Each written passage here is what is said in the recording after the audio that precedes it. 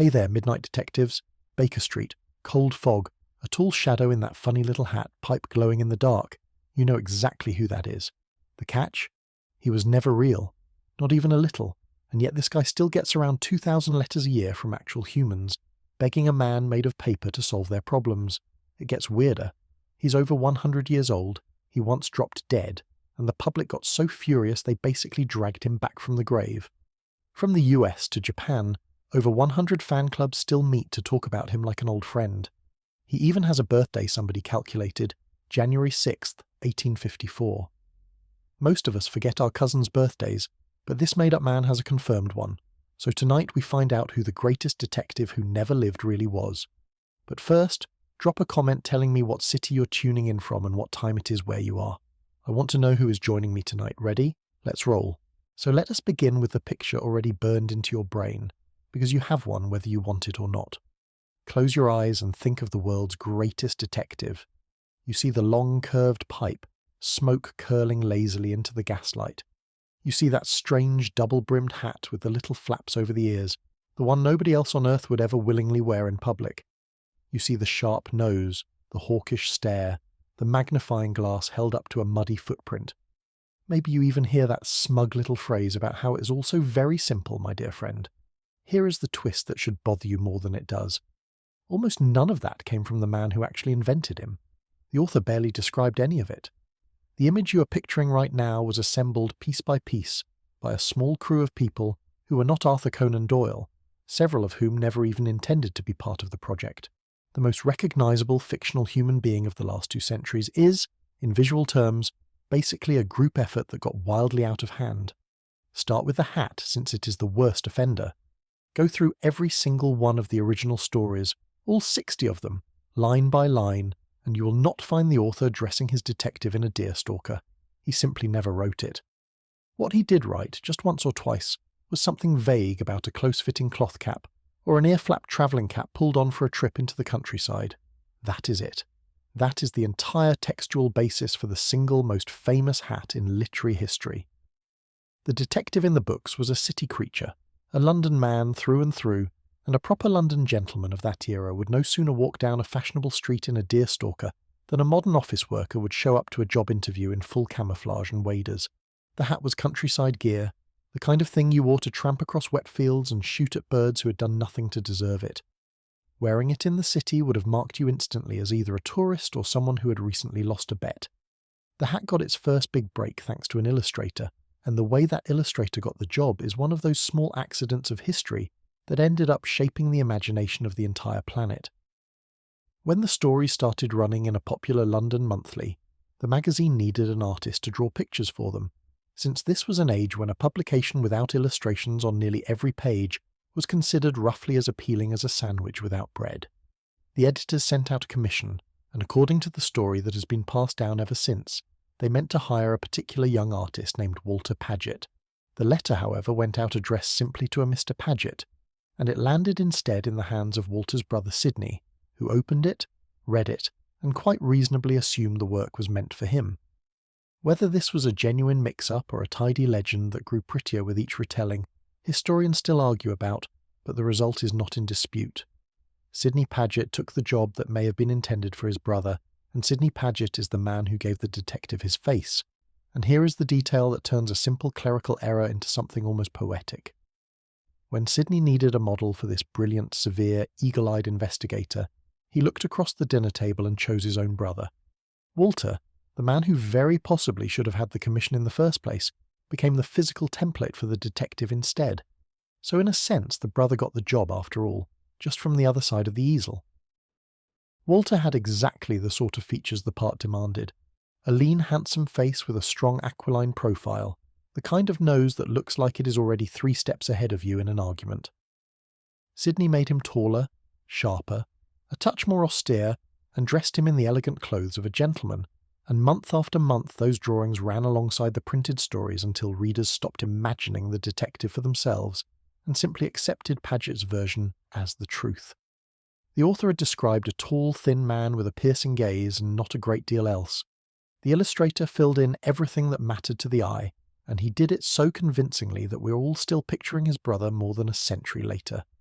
It is worth pausing on the machine that pumped those drawings into the public bloodstream every single month, because without it, Paget's vision would have stayed a private sketch instead of a worldwide standard.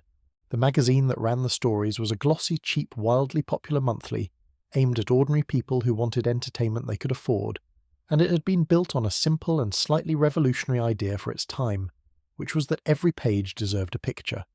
Its founder ran it on the principle that a reader should never have to turn more than a page or two without something to look at, a notion that sounds obvious now but was genuinely fresh then.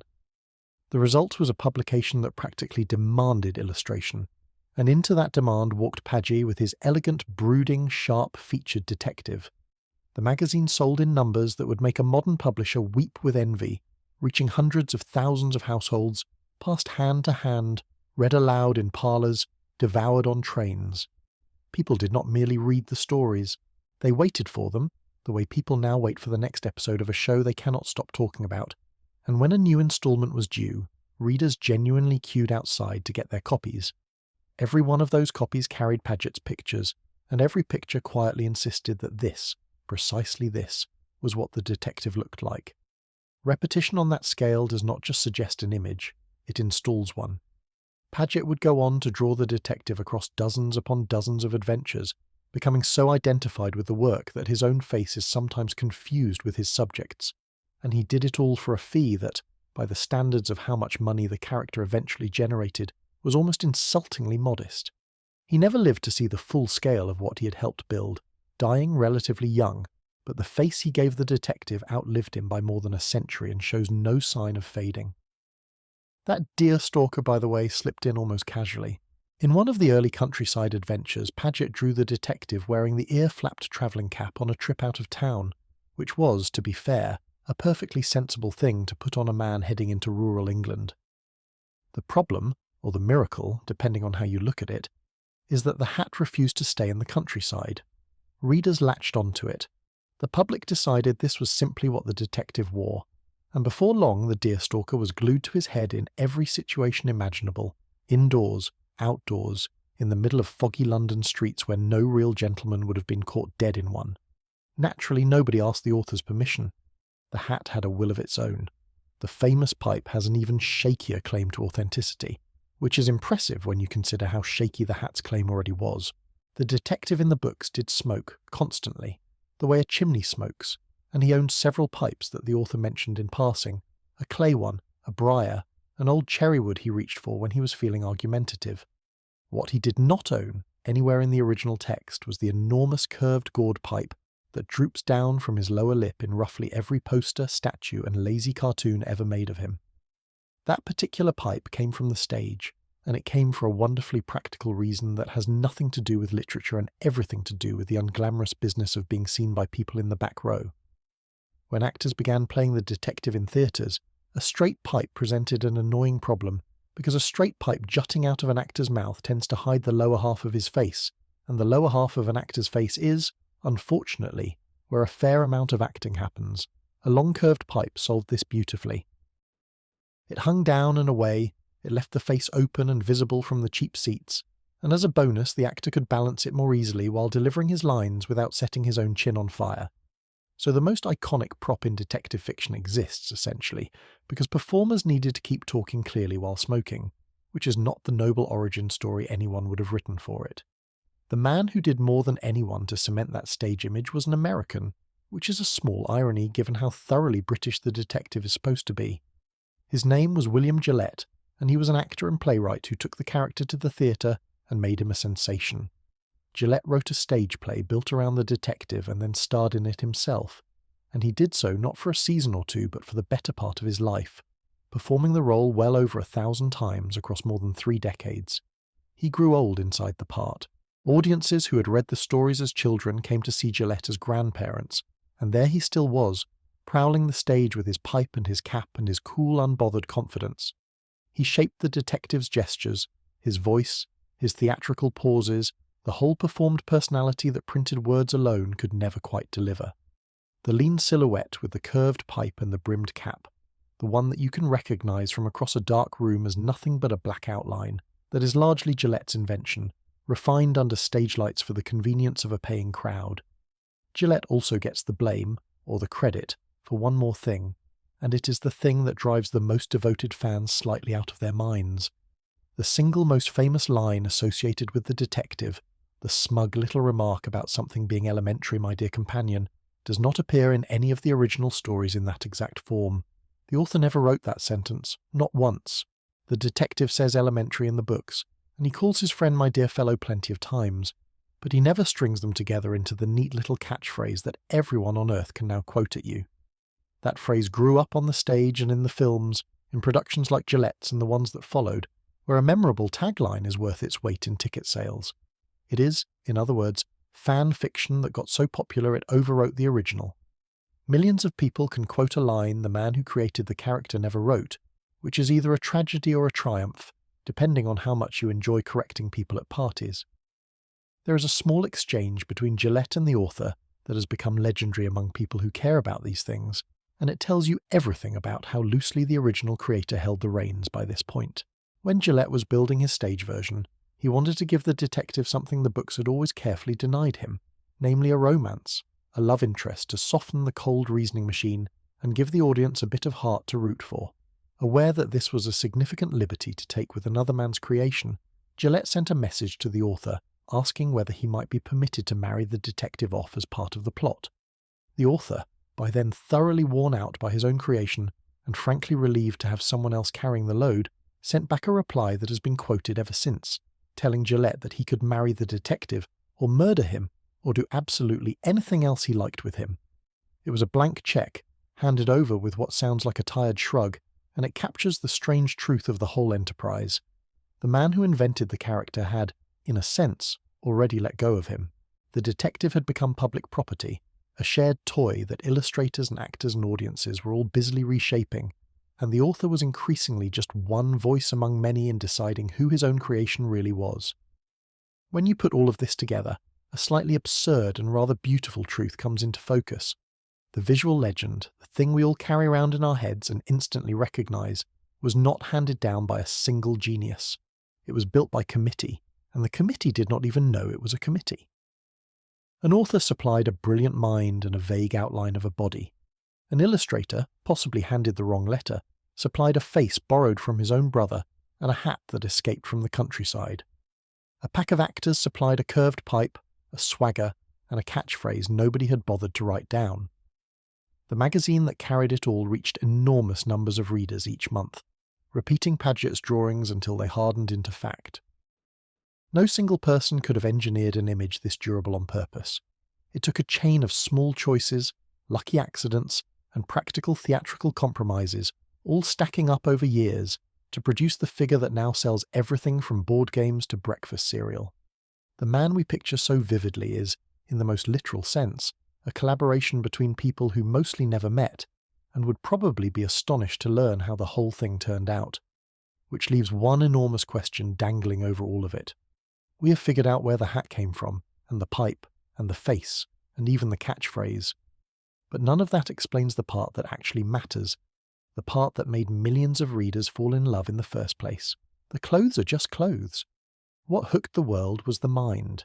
That impossible ability to glance at a total stranger and reel off their job, their recent travels, their secret worries, and the contents of their pockets, all before the poor person has finished saying good morning.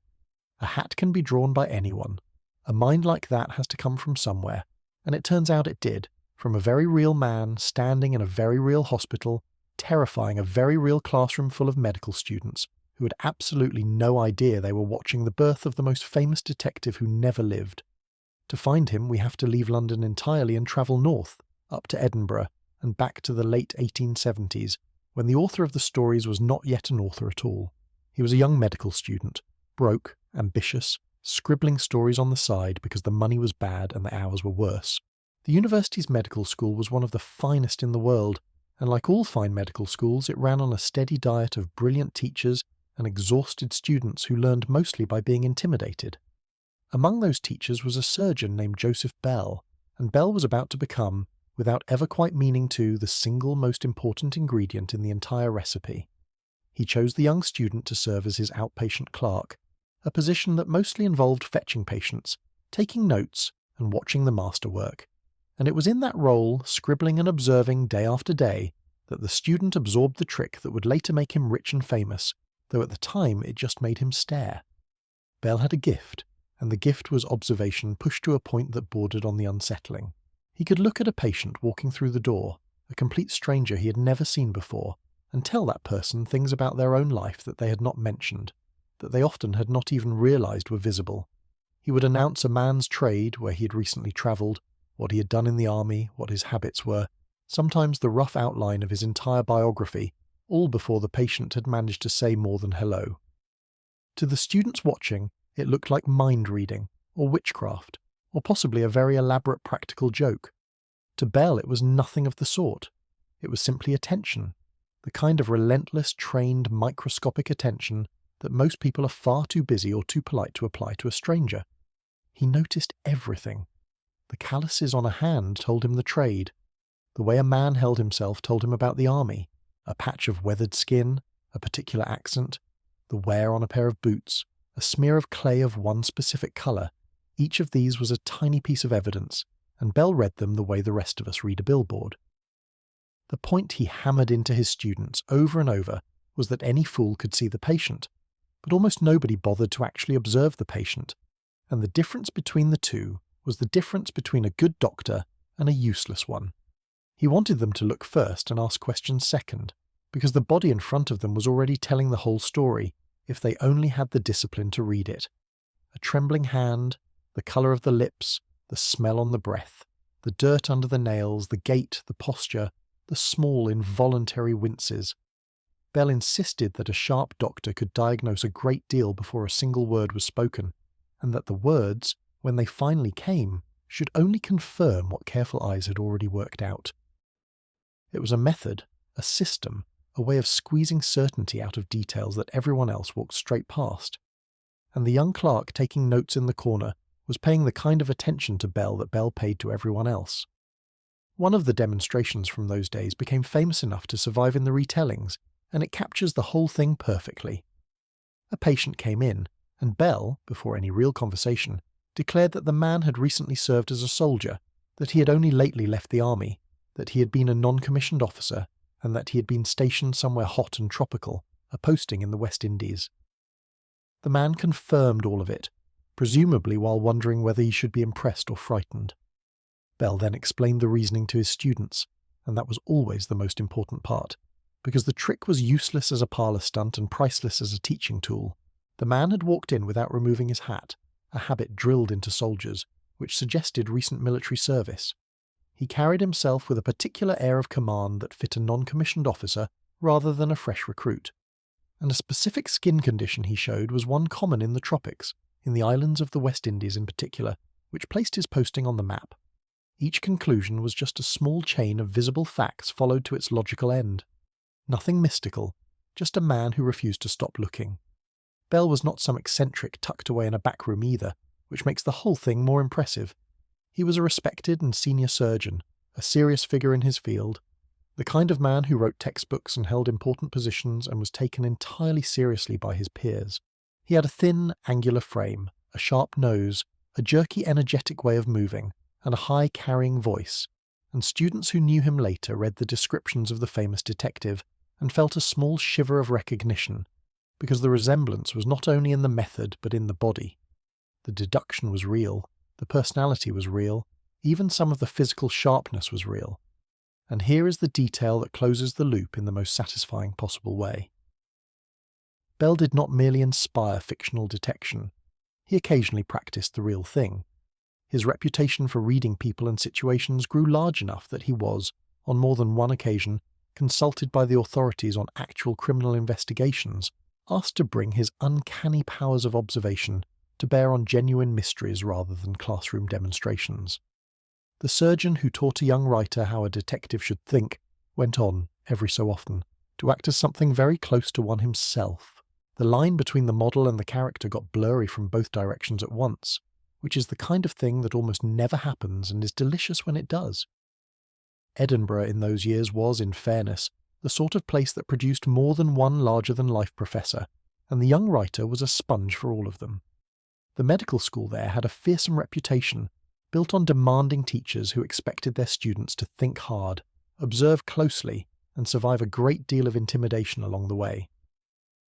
Several of the men who lectured the future author left their fingerprints on his later work, lending their booming voices, their physical quirks, and their force of personality to characters he would invent down the line, not only the famous detective but others too. The whole environment was a kind of greenhouse for vivid, memorable human beings, and the student soaked them up and stored them away without quite knowing he was collecting raw material. But it was Bell, more than any of them, who supplied the thing that mattered most. The others gave colour and voice. Bell gave the method, the actual machinery of looking and reasoning that the detective would run on for the next 140 years. A loud voice makes a character memorable. A working method makes a character immortal.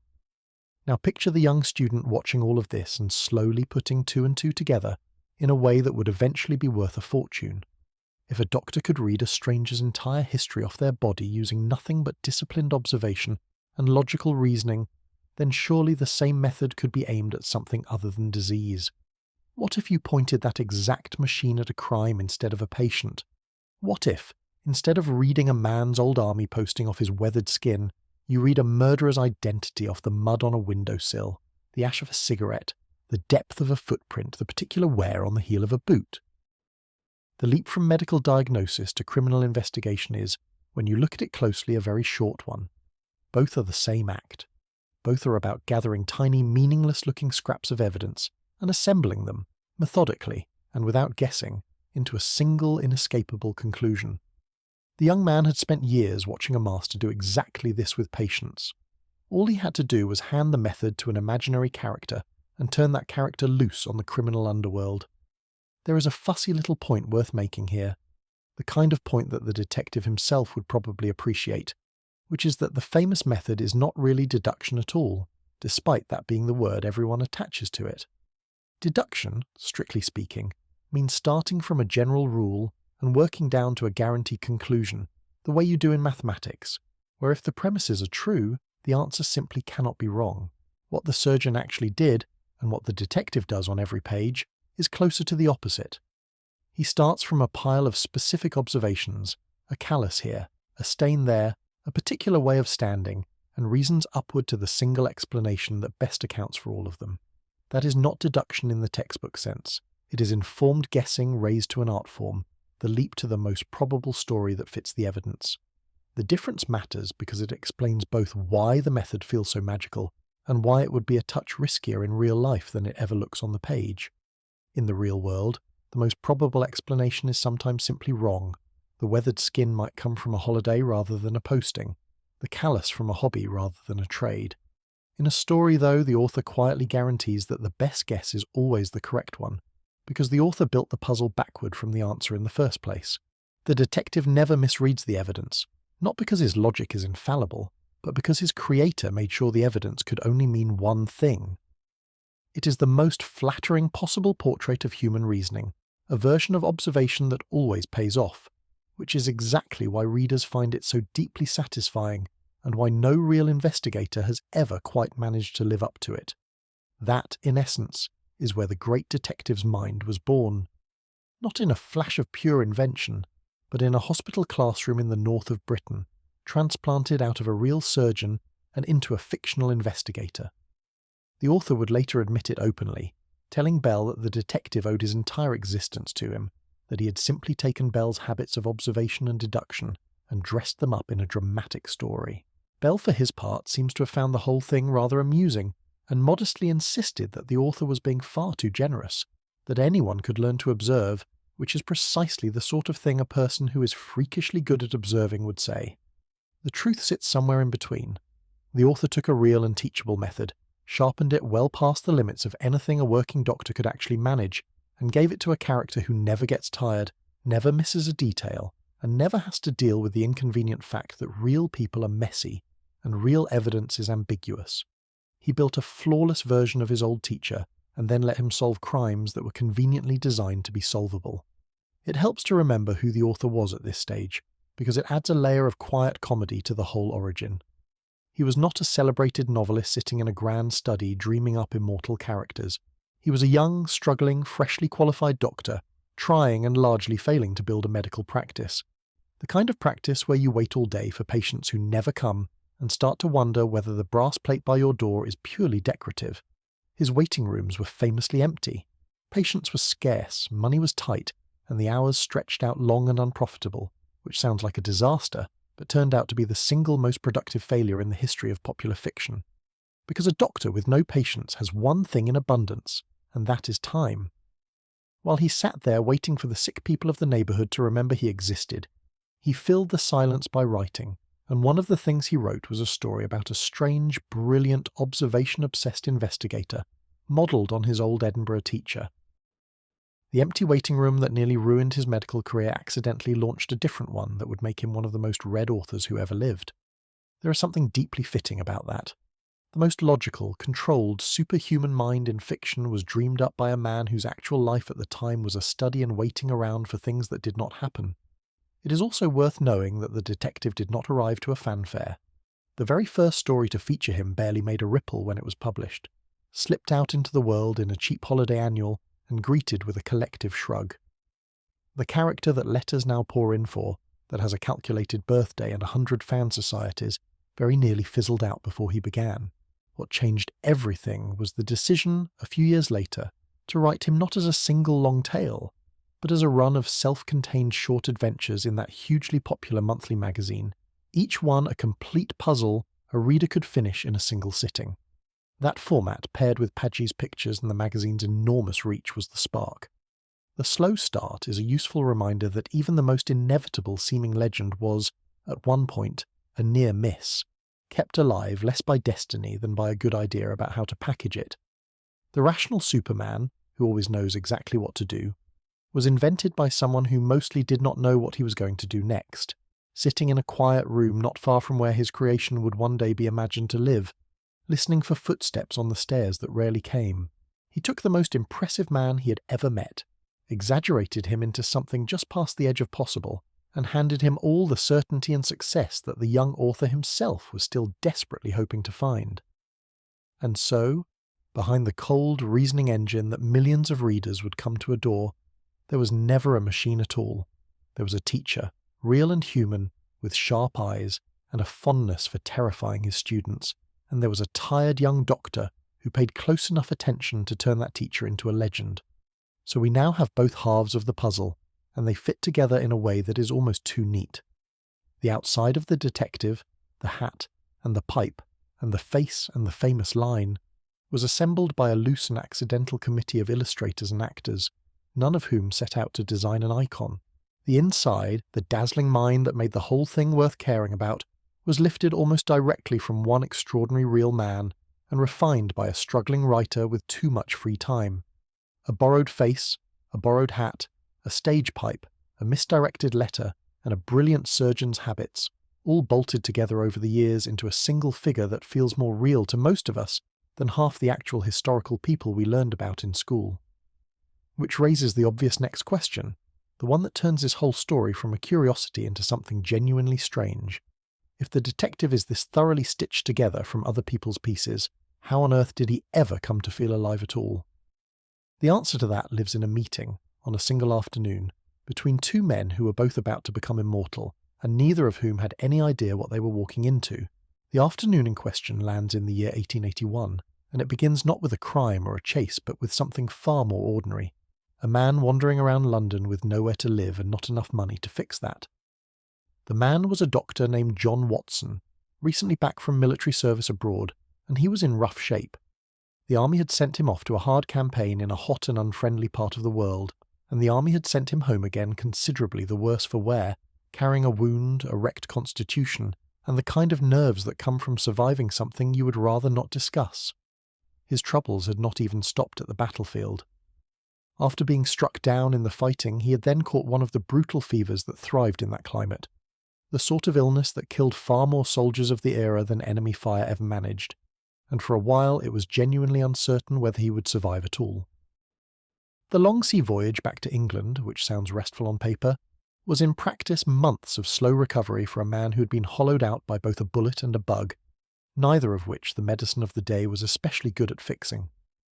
He arrived home thin, pale beneath the tan, unsteady, and attached to nobody, a trained doctor who had been comprehensively broken by the very empire he had served. He had a small pension, no family to speak of in the city, and a talent for spending money slightly faster than was wise, which meant that London, expensive then as now, was quietly bleeding him dry.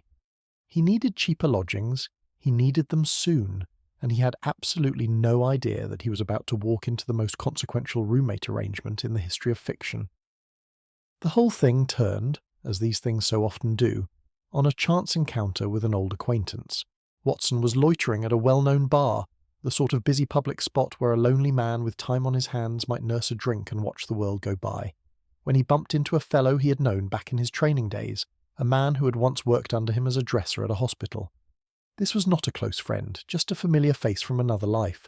But a familiar face was more than Watson had managed to collect since coming home, so the two of them got to talking. Watson, being human and somewhat at the end of his rope, complained about his situation, the thin wallet, the search for somewhere affordable to live, and the acquaintance, instead of offering the usual useless sympathy, said something that turned out to matter enormously. He mentioned that, by an odd coincidence, he knew somebody else who had been saying the exact same thing that very day, a peculiar fellow looking to split the cost of some nice rooms he could not afford on his own.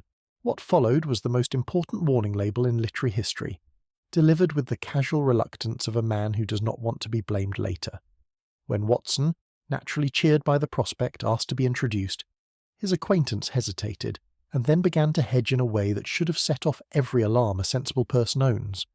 The fellow was a decent sort, he said, but a little odd, a bit much in certain ways, enthusiastic to the point of being unsettling about some very strange subjects. He was not a bad man, just an unusual one, the kind you might not want to be locked in a small space with if you valued a quiet life. Watson, to his eternal credit and our eternal benefit, was undeterred. A strange roommate who could halve the rent sounded considerably better than a normal life he could not afford, which is a calculation that anyone who has ever looked at a city housing market will understand completely. So he asked to meet the man, and his acquaintance, with the air of someone washing his hands of the consequences, agreed to make the introduction. They found the eccentric in a place that fits him perfectly, a laboratory inside a great teaching hospital, hunched over a workbench among the bottles and burners, in the middle of being thrilled about something no normal person would be thrilled about. He had, it turned out, just worked out a new chemical test, a way of reliably identifying old bloodstains, distinguishing actual blood from the dozen other substances that might leave a similar-looking mark. To most people this would be, at best, a mildly interesting bit of laboratory housekeeping. To this man it was the most exciting thing in the world, and he greeted the two visitors not with a polite hello but by practically shouting about his discovery, hands stained, eyes bright, utterly delighted, because he understood at once what such a test could mean for catching criminals who had previously been able to wave away the dark stains on their clothing as something harmless. It was an entrance that told you everything you needed to know. Here was a man who found the detection of murderers genuinely fun, who lit up over forensic chemistry the way other people light up over a holiday, and who had not the slightest interest in easing strangers into his strangeness. And his excitement, for once, was entirely justified.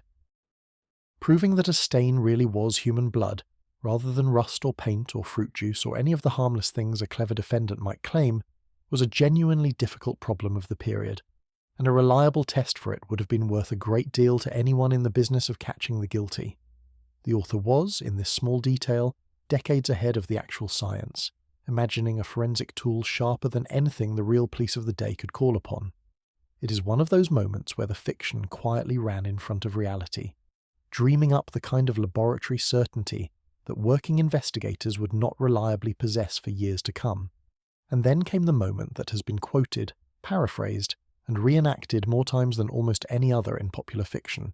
The moment that introduced the world to exactly what kind of mind it was dealing with. The detective, barely glancing at the new arrival, remarked with complete certainty that Watson had been in the military, and had recently come back from service in that same hot, hostile region abroad. Watson was, understandably, astonished. He had said nothing about himself, offered no history, made no mention of the army or where he had been, and here was a total stranger reading his recent past off him like a label. Watson assumed someone must have told the man about him in advance because the alternative seemed impossible. But the alternative was exactly what had happened. The detective had simply looked. The reasoning, once he explained it, was almost annoyingly simple, which is the signature of the whole method, as we have already seen with the real surgeon who inspired it. The man in front of him had the bearing of a medical professional, but also the unmistakable stiff carriage of a military man, so a doctor who had served in the army. His face was worn and drawn in a way that spoke of hardship and illness, not the look of someone who had been comfortably at home. His skin was darkened, tanned by a fierce sun his pale British complexion clearly was not built for, marking him as someone recently returned from a hot climate rather than a damp London one, and he held one of his arms in a careful, unnatural way, favouring it, protecting it, the posture of a man nursing an injury. Put those pieces together, a battered army doctor, freshly back from somewhere brutally hot, carrying a wound, and there was really only one place on the map that fit all the conditions at once, the very campaign Watson had in fact been invalided home from. The detective had not guessed. He had assembled.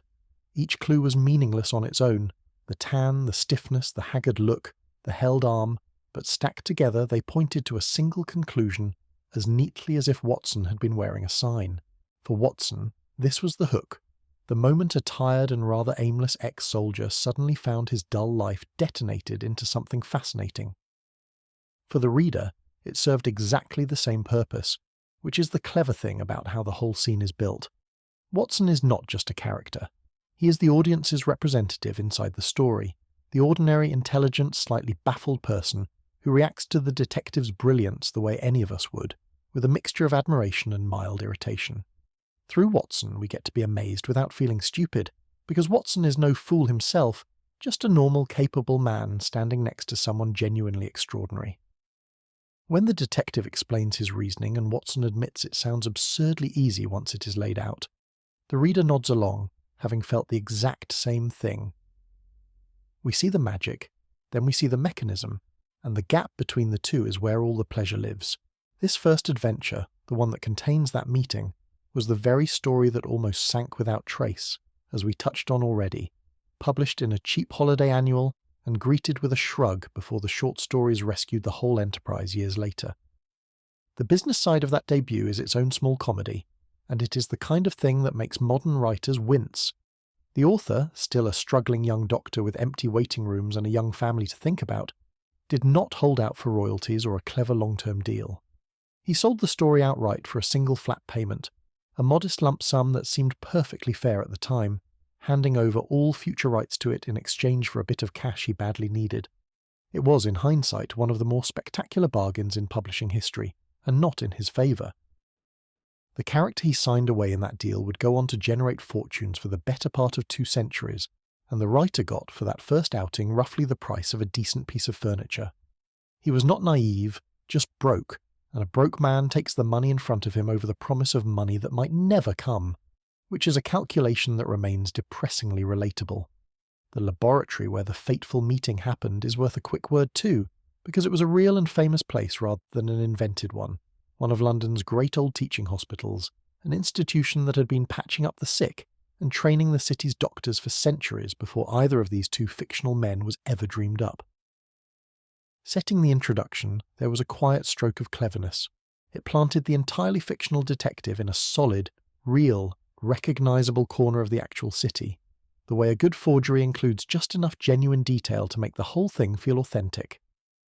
Readers who knew London knew that hospital was real, and that small grain of truth helped the much larger invention slide down without resistance. But buried inside that overlooked debut was the single most valuable structural decision the author ever made, which was to tell the stories through Watson's eyes rather than the detective's. It is hard to overstate how important this choice turned out to be. Imagine the same tales narrated by the detective himself. They would be unbearable. A man who notices everything, explains his reasoning flawlessly, and is always right would make for an insufferable narrator, a relentless display of cleverness with no one to be clever at. The thrill of the method depends entirely on it being hidden until the reveal, and a narrator who already knows the answer cannot hide anything from us without cheating. Watson solves this beautifully by simply not being a genius. He sees what we would see, misses what we would miss, and is therefore the perfect filter through which to experience a mind that runs several steps ahead of ordinary human beings. There is an old word for this kind of narrator drawn from literary history, the loyal companion who chronicles the deeds of a more brilliant figure, and in doing so makes that figure legible to the rest of us.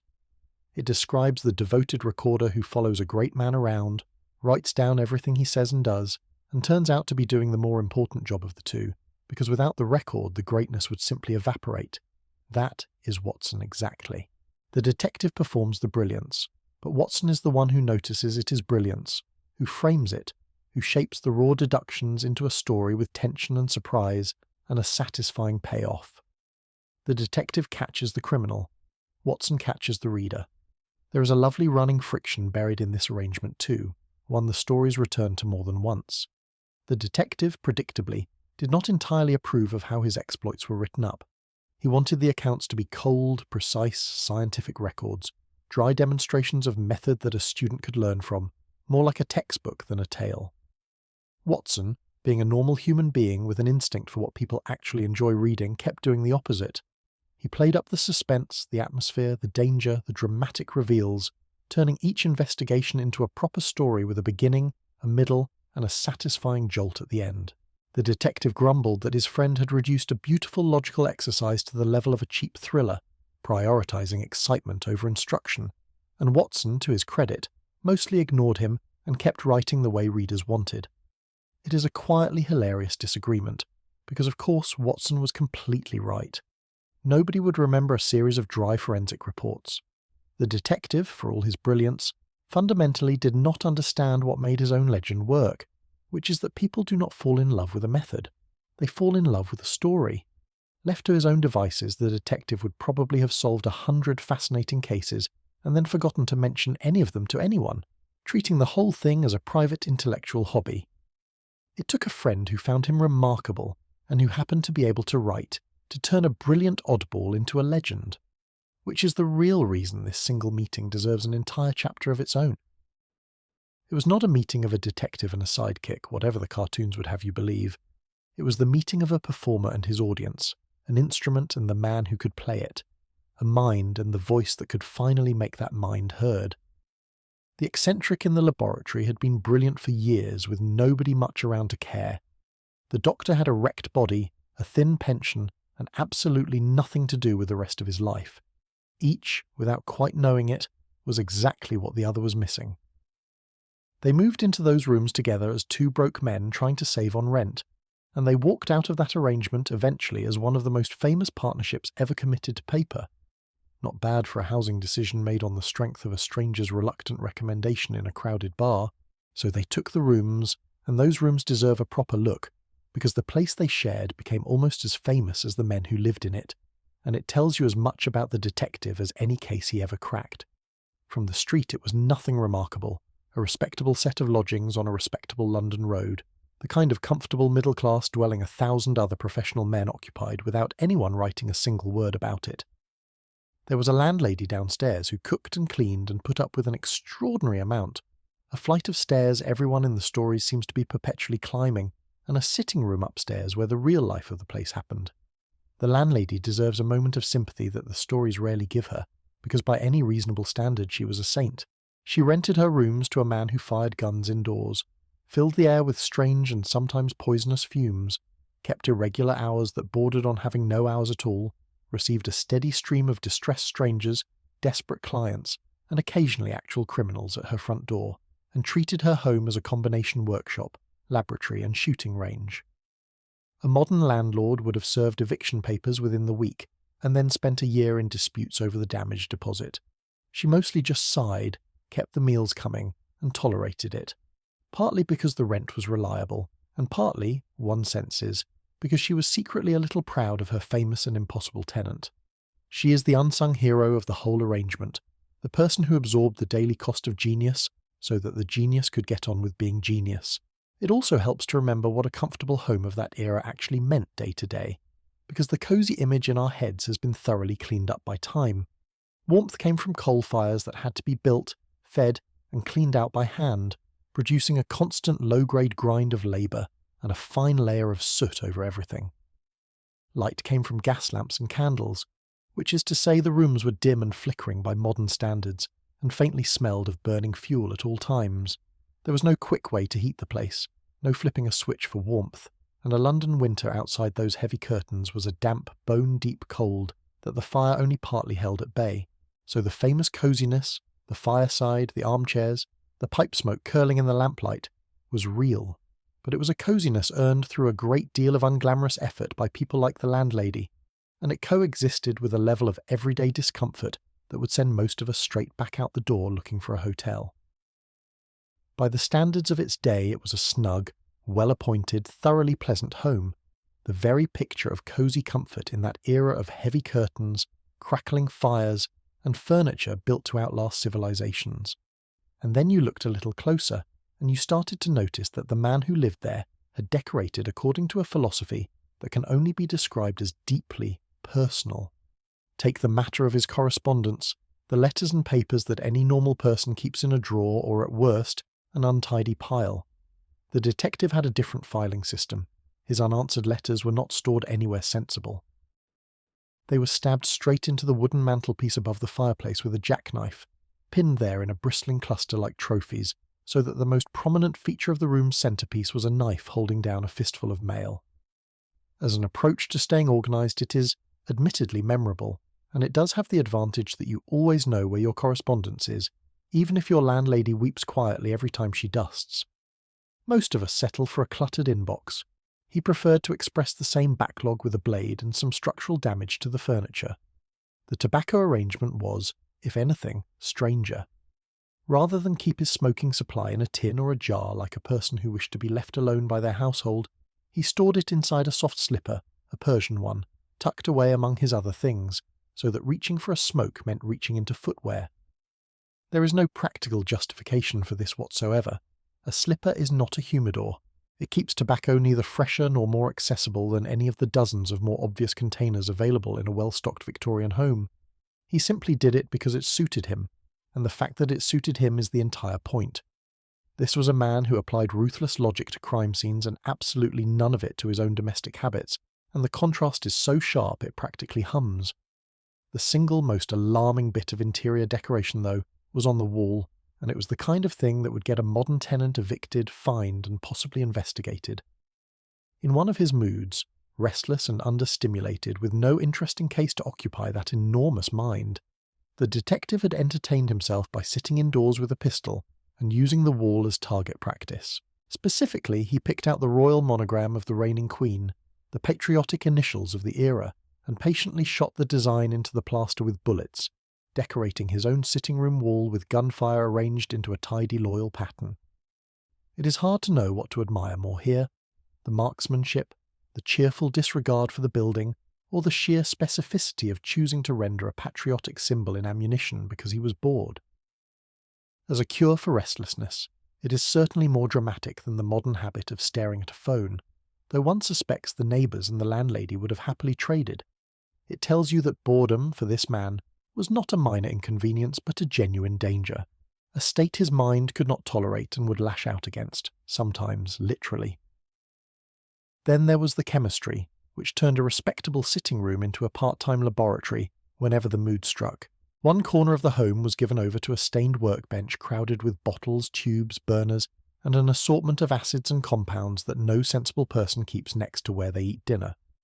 The detective conducted experiments at all hours, heating foul-smelling substances, testing reactions, and occasionally producing fumes potent enough to drive everyone else out of the room and, one assumes, alarm the entire street. The same scientific obsession that had produced his celebrated bloodstain test back at the hospital simply followed him home and set up shop in the living room. For a man so famously precise about evidence, his idea of a safe and tidy domestic chemistry setup was alarmingly relaxed, the kind of arrangement that would give a modern safety inspector a quiet breakdown.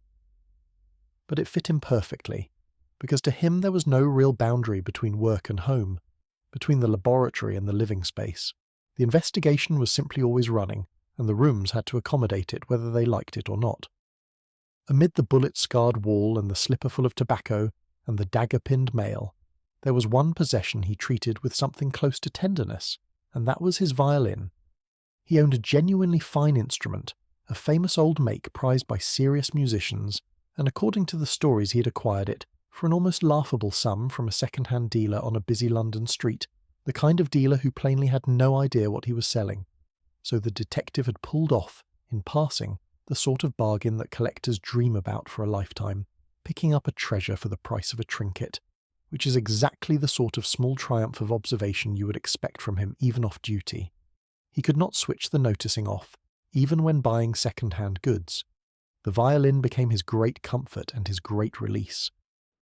When a case had him stumped, he would draw it across his knee and scrape out tuneless, formless noise for hours, not really playing so much as thinking out loud through the strings, which must have been an experience for anyone trying to sleep nearby. But he could also play properly and beautifully when the mood took him, filling the rooms with real music, and in those moments you caught a glimpse of the human being underneath the reasoning machine, a man with feeling and sensitivity who simply kept it carefully boxed away most of the time. The violin was the one door he left slightly ajar, the single place where the locked-away emotions were allowed out to breathe, if only for an hour at a time. One more thing about those rooms is worth noticing, precisely because of what was absent rather than what was present. There was no feminine touch anywhere in the place, none of the softening, decorating, civilizing presence that the era expected to find in a proper home. This was a strictly masculine, strictly working space, a kind of laboratory crossed with a bachelor's den, cluttered with chemicals and case files and pipe smoke, and not a single concession to domestic prettiness beyond what the long-suffering landlady managed to impose. The detective famously kept women at a careful arm's length in his emotional life, regarding romantic attachment as a kind of grit in the gears of clear thought, and his home reflected that completely. It was a space built entirely around the work and the mind, with no room set aside for the comforts that mind considered distractions. Whether that made him admirably focused or quietly lonely is a question the stories leave hanging, and probably deliberately.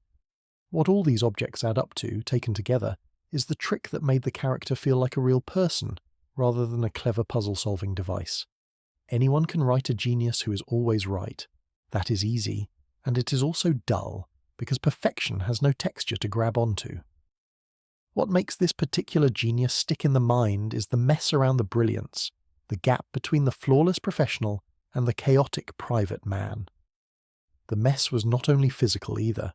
His mind had its own strange housekeeping.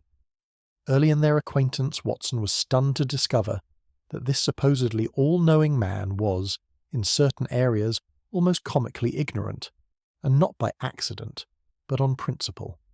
The detective did not, for instance, appear to know or care that the Earth travels around the sun, a fact most schoolchildren can recite, and when Watson informed him of it, he reportedly announced that he would do his best to forget it again as quickly as possible. His reasoning was that the human brain was like a small attic with limited space, and that a sensible person only stocked it with tools useful to their work, refusing to clutter it with facts that would never help them catch a criminal. Whether the brain actually works that way is, scientifically speaking, extremely doubtful, but as a window into his character it is perfect. Here was a man who had crammed his head with the chemistry of poisons, the varieties of cigar ash, the patterns of mud across different districts of the city, and the precise ways a person might be strangled, while cheerfully refusing to retain the basic shape of the solar system. He had, in effect, deleted everything he considered irrelevant to make room for the obscure and the morbid, which is either monstrous discipline or a deeply alarming set of priorities, and probably both. The physical disorder told the same story as the mental kind. The same person who could reconstruct a murder from a smear of mud could not be bothered to put his tobacco in a normal container, or his letters in a drawer. The mind that demanded perfect order at a crime scene demanded perfect chaos at home, as if the precision had to be rationed and he had decided to spend all of it on the work. He is brilliant and impossible, disciplined and self-destructive, capable of exquisite music and capable of shooting holes in his own wall out of sheer boredom, sometimes within the same week. Those contradictions are not flaws in the writing. They are the writing. They are what turned a walking deduction machine into someone readers genuinely cared about, someone who felt less like a character and more like a difficult, fascinating friend you were privileged and occasionally exhausted to know. It is worth dwelling for a moment on just how mismatched these two flatmates were, because the friction between them is half the charm and none of it was accidental. The detective was cold where Watson was warm, ruthless where Watson was gentle, indifferent to other people's feelings where Watson noticed them constantly. The doctor was sociable, sentimental, fond of good food, good company, and the occasional flutter at the races, a thoroughly ordinary man with thoroughly ordinary appetites. His brilliant friend regarded most of those appetites as faintly baffling distractions, and said so, often without much tact. They disagreed about how to spend an evening, how to treat a client, how to write up a case, and what counted as worth knowing in the first place. And yet the partnership not only survived but deepened into a genuine and lasting friendship. The kind where the bickering is itself a form of affection. The detective, for all his frostiness, plainly relied on Watson, not for help solving the puzzles, which he rarely needed, but for something harder to name, a steady human presence, an audience, a tether to the normal world he otherwise drifted away from. Watson, for his part, got purpose and adventure and a front-row seat to genius, which beat sitting alone in cheap rooms nursing an old wound. Each filled a hole in the other that neither could quite have described, and that quiet, unspoken dependence underneath all the surface friction is what made readers believe in them as people, rather than as a setup for puzzles. The greatest trick the stories ever pulled was not any single deduction. It was convincing the world that these two invented men actually loved each other, in the gruff, undemonstrative way of people who would rather solve a murder together than ever say so out loud. And it is precisely that humanity, the slipper and the violin and the bullet-pocked wall, that makes the next part of the story land as hard as it does. Because a flawless machine cannot really have weaknesses, but a man can. And underneath the famous discipline and the dazzling method this particular man was carrying habits and shadows that the polished public image tends to leave out entirely. The same restless mind that could not bear an idle afternoon had found other, darker ways of dealing with the silence when no case arrived to fill it, and those are the corners of the legend that the cosy fireside picture quietly skips over. All of that domestic strangeness, the clutter and the chemistry and the restless boredom was really just the engine idling. The thing it was built to do, the reason any of it mattered, was the work, and the moment a case finally arrived, the whole eccentric machine snapped into focus, with a speed that could be genuinely unnerving to watch. To understand why readers found him so convincing, and why people in serious professions still talk about him today, you have to look at what he actually did when he reached the place where a crime had happened. Because that is where the author was doing something far cleverer than simply inventing a clever man. He was sketching out, decades early, a way of investigating that the real world would not catch up with for a very long time. Start with timing, because his attitude toward it was the first thing that set him apart from everyone around him. He treated the first few minutes at a fresh crime scene as the most precious and irreplaceable moments of the entire investigation, a narrow window that, once gone, could never be reopened. This sounds obvious now, but it absolutely was not obvious then. The standard practice of the day, when something terrible happened, was for a crowd of officials, constables, witnesses, relatives, and assorted curious onlookers to come tramping through the scene, handling things, moving objects, comforting each other, and generally churning the place into a useless mess before anyone with a trained eye ever got near it.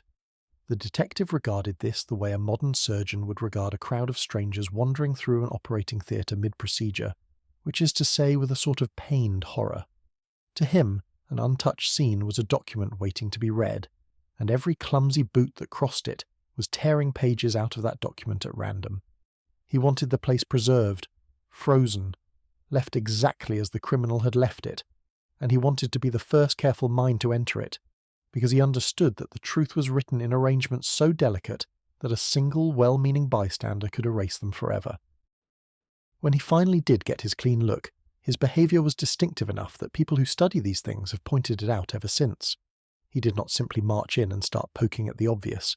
He moved around the scene with a strange, patient deliberation, sometimes on his hands and knees, sometimes pacing its edges, reading the space itself before touching anything within it. What he was doing, in modern terms, was reconstructing the sequence of events from the physical traces, working out the order in which things had happened, where people had stood, which way they had moved, what had been disturbed and what had not. From that reconstruction he could then decide where the meaningful evidence was likely to be hiding, rather than wasting time on whatever happened to catch the eye first. This is, almost exactly, the disciplined procedure that a trained crime scene examiner follows today. The slow, methodical survey before the focused collection. the insistence on understanding the whole story of a space before reaching down to pick up a single piece of it. The author imagined that approach long before it was standard practice and dressed it up as the quirky habit of a fictional eccentric, when it was in fact a glimpse of the future of real investigation. Underneath all the techniques sat one stubborn principle that the detective repeated in various forms and that has since become a kind of motto for clear thinking everywhere. He insisted that it was a grave and fundamental error to build a theory before you had gathered the facts to support it. The danger, as he saw it, was subtle and seductive. Once a person commits to an explanation too early, they stop examining the evidence honestly and start unconsciously bending it to fit the story they have already decided to believe, twisting the facts to suit their theory instead of shaping their theory around the facts. It is a warning against the most natural and human temptation there is, the urge to jump to a satisfying conclusion and then defend it. He treated that temptation as the enemy of all good reasoning, and his discipline was to hold off, to keep collecting and observing with an open mind, and to let the conclusion arrive on its own once the data left no other option. Anyone who has watched an argument curdle the moment someone picks a side and refuses to budge will recognize exactly how wise and how difficult that principle actually is.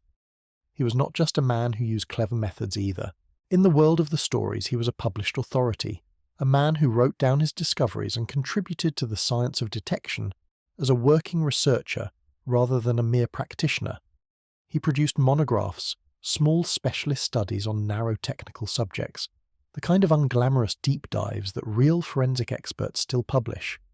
He had written, for instance, on the subject of typewriters and how they relate to crime, having worked out that a typed document could be traced back to the specific machine that produced it, since every typewriter, through wear and tiny manufacturing differences, leaves a subtly individual fingerprint on the letters it strikes. He had studied the analysis of footprints in obsessive detail, including the practical business of preserving them, using plaster to take a solid cast of an impression left in soft ground, so that a fleeting mark in the mud could be turned into permanent examinable evidence. These were not random flourishes. They are recognizable ancestors of techniques that genuine forensic science would later develop and rely upon: the tracing of documents to their source, the casting and comparison of impressions, the patient cataloguing of the small individual traces that connect a suspect to a scene. The author kept dreaming up specialties that real laboratories would eventually take seriously. One of the most famous of these supposed studies concerned tobacco ash, of all things.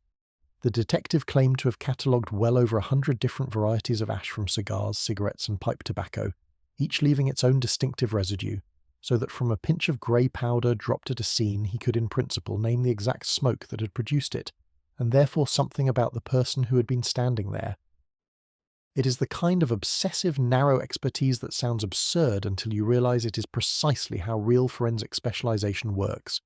A single expert spending a career learning to read one tiny category of evidence that everybody else walks past without a glance.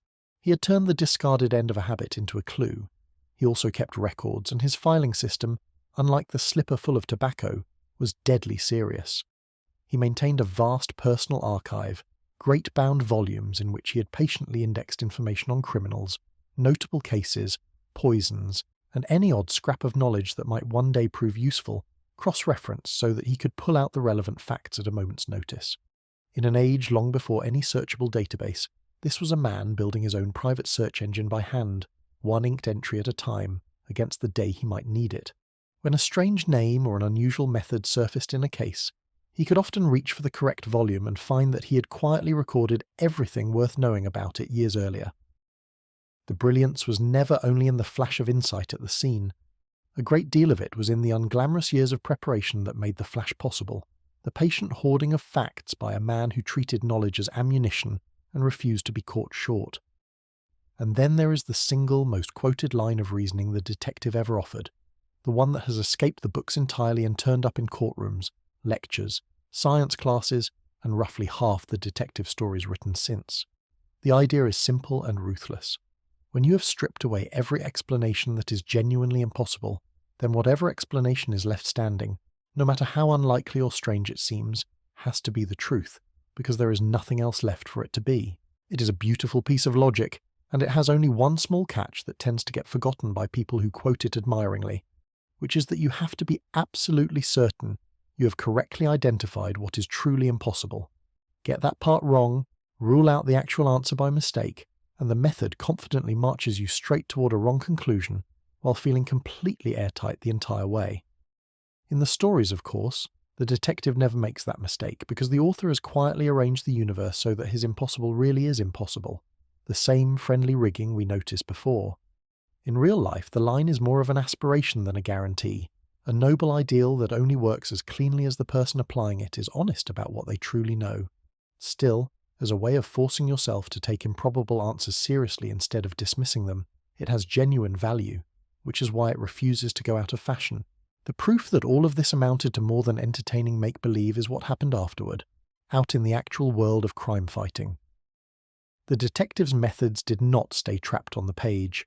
The real pioneers of forensic science, the people who built the first proper crime laboratories and wrote the first serious handbooks on scientific investigation, grew up reading these stories, and several of them said so plainly. One of the founding figures of modern forensic science, a man who established one of the world's first police laboratories, was an open admirer who reportedly pointed his own students toward the detective stories as worthwhile reading, not as fantasy, but as an illustration of the mindset a good investigator should cultivate. The fictional eccentric who cast footprints in plaster and traced typewriters helped inspire the real scientists who would go on to make such techniques routine. It is a genuinely strange loop. A struggling young doctor invents a detective by exaggerating his old teacher.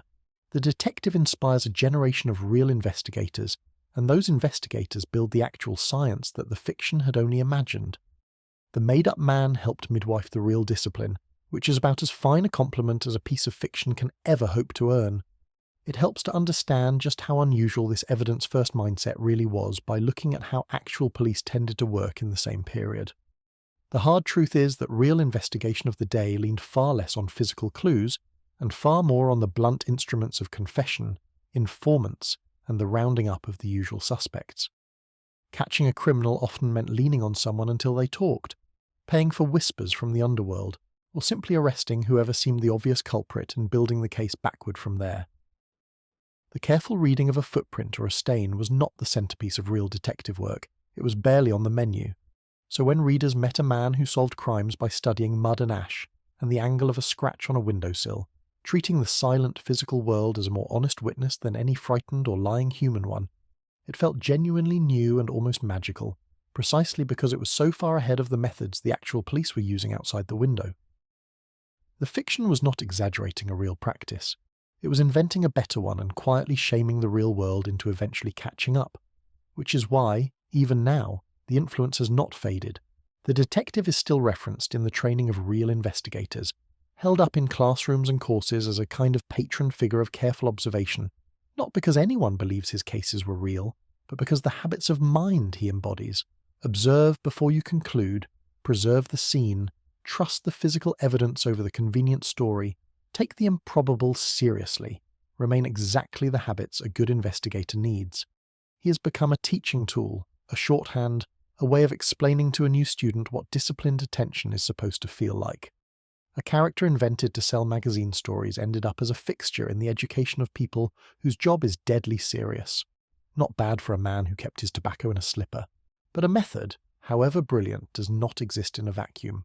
And to understand why this particular detective struck such a deep nerve, you have to look hard at the world he was supposedly working in, because that world was a very long way from the tidy, gaslit, faintly romantic place our imaginations like to picture.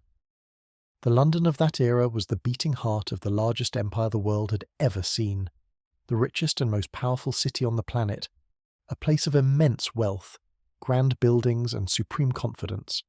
It was also, simultaneously and without any sense of contradiction, an enormous open drain of human misery, a sprawling metropolis where staggering riches and grinding poverty were packed together so tightly that you could walk from one to the other in the space of a few minutes. The same city that hosted glittering dinners in mansions also swallowed up the desperate poor by the hundreds of thousands. And it did both at once, every single day, with the cheerful indifference of a place too big and too busy to notice. The poverty was not the quaint, picturesque sort that nostalgia likes to imagine. It was brutal. The poorest districts were warrens of narrow, filthy lanes and crumbling buildings, packed far beyond any reasonable capacity, with whole families crammed into single rooms and sanitation that ranged from primitive to non-existent.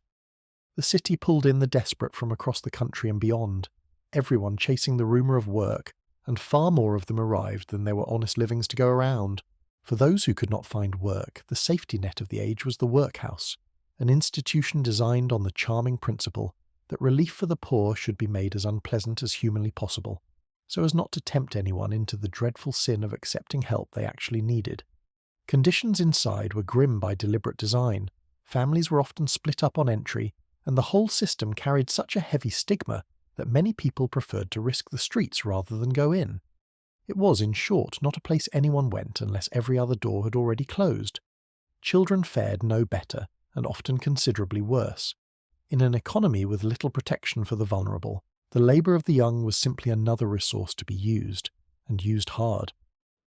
Children worked long, exhausting hours in conditions that would horrify a modern parent, doing jobs that were dirty, dangerous, and poorly paid because a family scraping along at the edge of survival could not afford to have any pair of hands sitting idle. The notion of childhood as a protected, carefree time was a luxury reserved for the comfortable classes. For the poor, a child old enough to work was a child expected to work, and for many women trapped in this churning poverty, with respectable employment scarce and wages for what existed pitifully low, the only way to keep from starving was to sell the one thing the city would reliably pay for, which pushed a great many of them into selling themselves on the streets simply to survive. None of this was hidden away. It was right there, woven through the daily life of the empire's proud capital, the dark underside of all that confidence and wealth. There was also, quite literally, an atmosphere to the place, and it was not the gentle romantic mist that film and imagination have handed down to us. The famous London fog was, in large part, not really fog at all, but smog, a thick, toxic soup produced by hundreds of thousands of coal fires burning at once in homes and factories across the city. The smoke trapped low and mixed with the natural river damp into a choking yellow-grey haze. On the worst days it could roll in so dense that people genuinely could not see across a street. Traffic crawled, and the city took on the muffled, blinded quality that has become its signature look in every story since. It smelled of burning coal, it left a greasy film on everything, and breathing it for a lifetime did real harm to real lungs, which is the unglamorous reality behind all those atmospheric descriptions of figures looming out of the murk. Naturally, this pervasive gloom turned out to be a gift to storytellers, because a city where a person could vanish into the haze a few steps away is a city practically designed for mystery, menace, and the sudden appearance of a stranger at the door. The detective worked in a place where the very air conspired to hide things, which is convenient for crime and even more convenient for fiction. Now, set against that vast, teeming, troubled city, the actual machinery meant to keep order and prepare to be underwhelmed. For a metropolis of around 3 million people, an almost unimaginable crowd for the time, the official detective force was laughably, alarmingly small. The famous police headquarters that has become a byword for crime-solving employed, in this period, only a tiny handful of actual detectives, a group you could comfortably fit around a single large dinner table with chairs to spare. A mere 15 or so men were expected to handle the serious investigative work of one of the biggest cities on earth, which works out to a ratio so absurd that it barely deserves to be called law enforcement at all. To put it in modern terms, it was less a detective force and more a small, badly outnumbered committee bravely pretending it had the situation under control. The wonder is not that crimes went unsolved. The wonder is that anything got solved at all. This thinness looked even more glaring when you compared it to what was happening elsewhere in the world. Across the ocean, a private investigation agency had been operating for decades with a reputation for professional, organised, results-driven detective work, building a name for itself as a serious and effective outfit while the great imperial capital was still scraping by with its dinner table of overworked officials. The contrast was not flattering. The richest, most powerful city in the world was, in the practical business of catching criminals, lagging behind a private firm in a younger nation, which is the sort of thing the proud empire preferred not to dwell on. It speaks to a broader truth of the era that the institutions meant to protect the public were often shockingly underdeveloped, held together by tradition, understaffing, and a great deal of optimism. Part of the reason the detective branch was so thin was that the public did not entirely want it to be any larger. There was a deep and very British suspicion of the whole idea of plainclothes detectives, men who moved among ordinary people in disguise, watching, listening, and gathering secrets. To a society proud of its liberties, this smacked uncomfortably of the kind of secret police and government spying associated with less free nations across the Channel, and many people genuinely preferred a visible, uniformed, slightly bumbling constable to the unsettling notion of anonymous agents quietly observing them. A detective who could blend into a crowd was, to the Victorian mind, a faintly sinister figure, the sort of thing a respectable free people ought to be nervous about. So the small size of the force was not purely a matter of stinginess or oversight. It reflected a real cultural unease about secret watchers, an unease that took decades to soften. And here, once again, the fiction performed a quiet act of reassurance, because the famous detective took everything frightening about the idea of a man who notices everything and made it heroic instead of threatening. He was the watcher you wanted on your side, the all-seeing eye turned against the wicked rather than against you, which may be part of why a culture nervous about real surveillance fell so completely in love with a fictional master of it. There is one feature of the British approach to policing that deserves special mention, because it survives, remarkably, to this day. The ordinary patrolling police officer, the familiar figure on the beat, walked his rounds without a firearm. He carried a stick and not much else, relying on his presence, his authority, and his ability to talk people down or wrestle them into submission rather than on the threat of deadly force. This was a deliberate choice, rooted in the idea that the police should be citizens in uniform rather than an armed wing of the state, and it set the British model apart from much of the world. The truly remarkable part is that this tradition has endured, and the routine patrol officer in Britain still, by and large, goes about the job unarmed, a direct descendant of those stick-carrying constables. It is one of those rare cases where a Victorian peculiarity turned out to be durable rather than merely quaint, a genuine thread of continuity running straight from the foggy streets of the Empire to the present day. Into this undermanned, overwhelmed official world walked the fictional detective, and his relationship with the real police was, to put it gently, complicated. He worked alongside a recurring cast of official inspectors, the professional policemen who would call him in when a case grew too tangled for them to manage, and his opinion of them hovered somewhere between mild affection and barely concealed exasperation. There was the ferret-faced, energetic inspector who was forever bustling about with great confidence and arriving at the wrong conclusion, and another, taller and fairer, regarded as one of the better minds in the official force, which, given the competition, was not the towering compliment it might sound like. There was also a heavier, more genial official who turned up from time to time. The detective made use of all of them, fed them just enough to keep them useful, and rarely missed an opportunity to point out, usually with elaborate politeness, that they had once again seized on the obvious answer and missed the true one entirely. The dynamic was a running comedy of professional pride, the official men resenting the brilliant amateur even as they relied on him, and the amateur tolerating the official men even as he ran rings around them. It was not cruelty exactly. It was more the patience of a chess master forced to explain, again, why you should not have moved that particular piece. There is one more way the detective worked the city that ties these two threads together rather neatly. The brilliant method on one side and the desperate poor on the other. For all his reliance on physical evidence, he understood perfectly well that a great deal of useful information lived in people, and specifically in the people nobody important ever bothered to notice. So he kept his own irregular little intelligence service, a loose band of ragged street children whom he paid small coins to scurry about the city as his eyes and ears. They could go anywhere, slip through any crowd, loiter on any corner and watch any door, all without attracting a flicker of suspicion, because the city had trained itself to look straight through poor children, as though they were part of the scenery. He grasped that their very invisibility, the same callous indifference that ground them down, made them perfect observers, and he turned that grim social fact into an investigative advantage. It was, depending on how you look at it, either a charming bit of inclusiveness, a great detective treating slum children as valued professional colleagues, or a slightly uncomfortable reminder that even the hero was making use of cheap child labour, just for nobler ends than the factories. Probably it was both, and the stories are honest enough not to pretend otherwise. Either way, it captured something true about how information actually moves through a city, then and now, which is that the people at the bottom see almost everything and are asked about almost nothing. It is worth noting what the detective actually called himself, because the job did not exist before him. He described himself as a consulting detective and claimed to be the only one of his kind in the entire world, which was not arrogance so much as plain accuracy, since he had essentially invented the role. The idea was that the official police and the private agents, when they found themselves stumped, would bring their hopeless cases to him the way a confused family doctor refers a baffling patient to a specialist.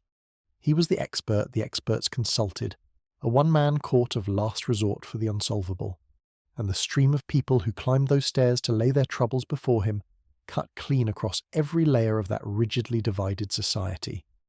On one visit it might be a trembling governess or a frightened clerk with barely the coins for cab fare, and on the next a titled aristocrat, a foreign nobleman, or a figure so highly placed that their very name had to be kept out of the record. He charged the comfortable handsomely when he bothered to charge at all, and he frequently took the cases of the poor and the powerless for nothing, simply because the puzzle interested him or the injustice annoyed him. Money was never really the point. The puzzle was the point. In a city sorted obsessively by rank and wealth, here was a man who chose his cases by how interesting they were, rather than how much they paid, which made his consulting room one of the very few rooms in the empire where a maid and a marquis might receive the same undivided attention. But the most quietly subversive thing the stories did with all this social texture had nothing to do with the police at all. It had to do with who got to be a villain. The comfortable assumption of the age, deeply held and rarely questioned, was that crime was essentially a disease of the lower orders, something that bubbled up from the slums and the desperate poor, while the respectable classes in their fine houses were naturally almost by definition decent. Wickedness was supposed to wear rags and lurk in alleys, not dress in silk and sip tea in a drawing room. The detective's cases quietly demolished this flattering fantasy. Again and again the trail of a crime led not down into the gutter, but up into the grand houses of the wealthy and the well-born, exposing respectable gentlemen, esteemed professionals and pillars of society as blackmailers, schemers, thieves, and worse. The polished surface of respectability, the stories kept suggesting, was often just that, a surface, behind which the same greed and cruelty festered as anywhere else, only with better manners and more expensive furniture. Evil, in this telling, was not a matter of class at all. It was distributed throughout society from top to bottom, and the elegant West End parlour could hide a heart every bit as black as the worst rookery, sometimes blacker, because the comfortable villain had so much more to protect and so many more polished ways to hide it. That was a genuinely provocative idea to dangle in front of a respectable readership, and it is part of why the stories felt so alive. They were not just clever puzzles. They were a sly, persistent reminder that the people you were taught to trust on sight, the well-dressed and the well-spoken, might be exactly the ones to watch. In a society obsessed with appearances, with knowing one's place and reading status off a person's clothes and accent, here was a detective whose entire method involved refusing to take appearances at face value, looking past the silk and the manners to the evidence underneath. His skepticism towards surfaces was not only a forensic technique, it was quietly a social one. He treated a duchess and a dock worker as equally capable of murder until the facts said otherwise, which in that rigidly stratified world was its own small act of rebellion. The man who would not assume a stain was blood without testing it, would not assume a gentleman was innocent without checking either, and that even-handed suspicion, applied to high and low alike, was part of what made him feel less like a fantasy, and more like the one honest pair of eyes in a city built on pretending. So the detective was not floating in some cosy gaslit dreamland, solving tidy puzzles for the fun of it. He was working, at least in the imagination of his readers, inside a real and recognizable city of dazzling wealth and bottomless need, served by a police force stretched so thin it was almost transparent, in a society desperate to believe that danger only came from below. That setting did half the work. It gave his brilliance something to push against, a world disordered and unequal and badly policed, where a single clear-thinking mind genuinely could make a difference, because almost nobody else was equipped to. And it set up the next collision perfectly, because in that same crowded, anxious city, at very nearly the same moment the detective was reaching the height of his fame, a real and unsolved horror was unfolding in its poorest streets, one that would become forever tangled up with the fictional hero in the public imagination, and that would reveal, with uncomfortable clarity, exactly what the people of the age wanted from a detective, and exactly how badly the real world was failing to provide one. The hero who always caught his man was about to share his moment of greatest fame with a real culprit who was never caught at all, and the gap between those two facts would say more about the era than either story could on its own. The autumn of 1888 is when the two worlds collided, the comfortable fictional one and the genuinely terrible real one, and the collision left a mark on the public imagination that has never fully healed. While readers were beginning to fall for the idea of a brilliant mind that could untangle any mystery and set the world right again, the actual city those readers lived in was producing a mystery that no brilliant mind, real or imagined, ever managed to untangle at all. In the poorest quarter of the empire's proud capital, a series of killings began that would terrorize an entire population, baffle the authorities completely, and burn themselves into history as the case that famously refused to be solved. It is impossible to talk about the rise of the great fictional detective without standing this real horror right next to him, because the two grew up in the same place at the same time, fed on the same anxieties, and together they reveal something a little uncomfortable about what the public of that age actually craved. The killings happened in the East End, the district we have already seen as the hardest and most crowded corner of the city, a maze of poorly lit lanes, cheap lodging houses, and grinding want where survival was a daily question rather than an assumption. The victims were women, several of them, living right at the bottom of that brutal world. Women who had been worn down by poverty, drink, and hard luck into a hand-to-mouth existence, with almost nothing standing between them and the street. They were the kind of people the comfortable city preferred not to think about, the ones the workhouses and the slums had already half swallowed, and in ordinary times their lives and deaths would have passed almost entirely unnoticed by anyone beyond their own neighbourhood. That is part of what makes the whole episode so bitter. It took something monstrous to make the wider world look at these women at all, and even then the world looked mostly at the monster and not at them. The murders were brutal and they were clearly the work of the same hand, and the number most often attached to the core of the series is 5, though the exact count has been argued over ever since by people who have made the whole affair their life study. What matters for our purposes is not the grim particulars, which deserve to be left in peace, but the effect, and the effect was a wave of pure terror that rolled out from those few dark streets across the entire city and then across the world. For a few months, the poorest district in the capital became the most famous and most feared address on earth, a place name that made people shudder, and the women who lived there went about their nights knowing that something was hunting them, and that the people supposed to protect them had no idea who or where it was. Because that is the other half of the horror, and it connects directly to what we saw about the state of the real police. Confronted with a killer who struck in the dark, left almost nothing useful behind, and vanished back into a teeming district where everyone was a stranger and no one talked to the authorities, the official force was simply outmatched. They threw enormous effort at it. They questioned, they patrolled, they followed every thread they could find, and they came up with nothing that could be made to stick. There was no reliable way, in that era, to lift an identity from the scene the way a modern laboratory might, none of the tools that the fictional detective was busy pretending to have already mastered. The real investigators were working almost blind, in a fog both literal and figurative, against an opponent who seemed to leave no readable trace. And so the case went cold, and then colder, and then permanently unsolved, an open wound that the city never got to close. The killer was never caught, never named with any certainty, never brought to any kind of account. He simply stopped, or died, or moved on, and took his identity with him into a silence that more than a century of obsessive investigation has failed to break. The failure of the official force had immediate and revealing consequences out in the frightened neighbourhood itself. The local people, having concluded quite reasonably that the authorities were not going to save them, decided to try to save themselves. Residents banded together into citizen patrols, ordinary working men taking turns walking the dark streets at night to keep watch, a homemade substitute for the protection the state had failed to deliver. It was a touching and slightly desperate piece of self-help, neighbours guarding neighbours because no one else would, and it speaks volumes about how little faith the poorest part of the city had in the men who were supposed to be in charge. These patrols never caught the killer either, of course, but they did manage to apprehend a fair number of startled innocent men who had made the mistake of walking through the wrong street at the wrong hour, looking vaguely suspicious, which in an atmosphere of total panic meant looking like more or less anybody. The public response went well beyond the affected district, because the whole country had opinions and was determined to share them.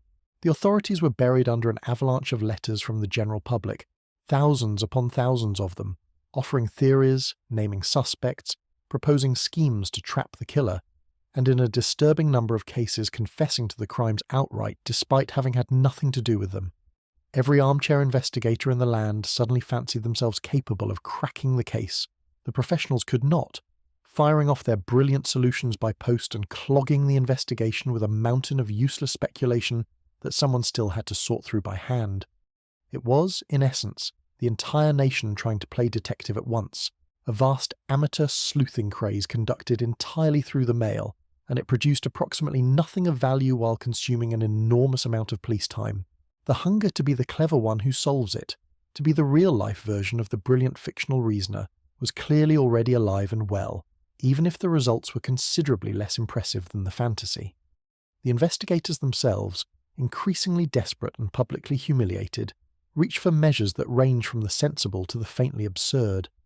At one point, serious consideration was given to using tracking dogs to follow the killer's scent, an idea that sounds reasonable until you picture hounds attempting to single out one trail through the churning, filthy, endlessly trafficked streets of the most crowded district in the city, and the scheme came to nothing useful. Various other novel ideas were floated, debated, and quietly abandoned, each one a small monument to a force that knew it was failing, and was willing to try almost anything to change that. It was the behaviour of people who had run out of good options and were down to the bad ones, flailing with real sincerity against a problem that the tools of their age simply could not solve. The pressure did not stay confined to the streets either. It climbed straight up the chain of command and began toppling reputations. The public outrage at the failure to catch the killer grew so fierce, and the criticism in the press so relentless, that it became a full-blown political crisis, the kind that ends careers. Senior figures responsible for the city's policing found themselves savaged in print and in public, blamed for the chaos, and at least one prominent official ultimately stepped down amid the storm of condemnation, his position made untenable by a case he could not crack.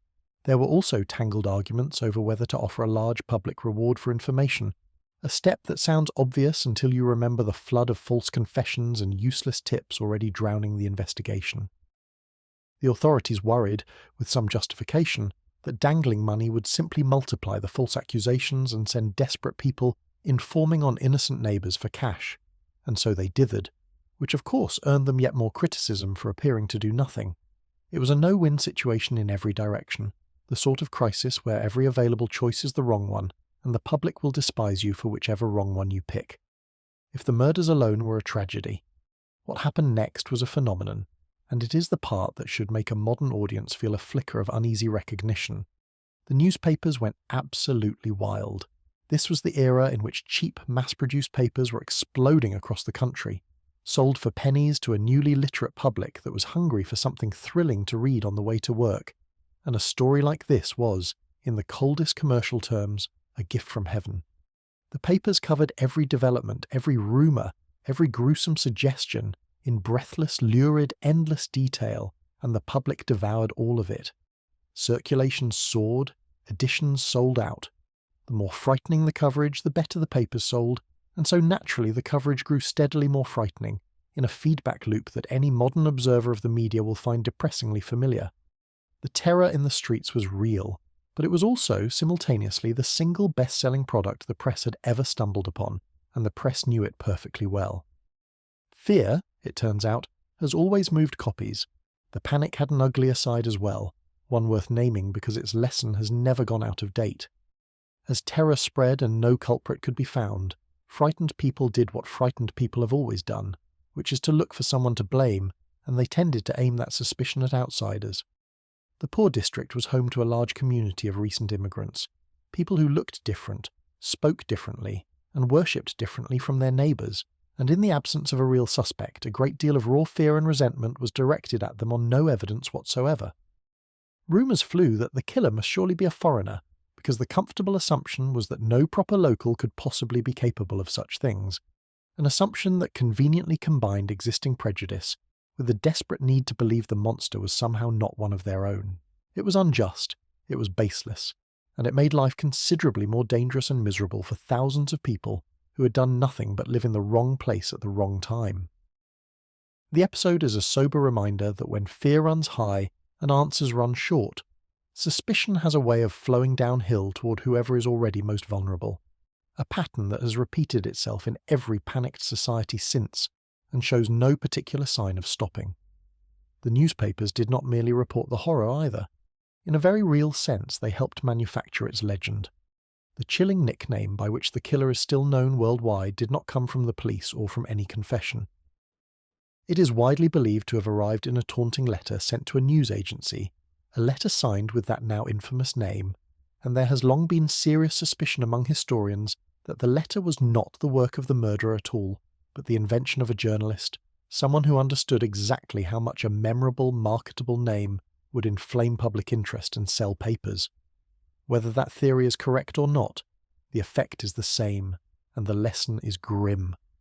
The killer's worldwide brand, the snappy, menacing name that turned an anonymous murderer into an immortal boogeyman, may well have been a piece of marketing, a product of the same commercial machinery that was busy turning every other sensation of the day into ink and profit.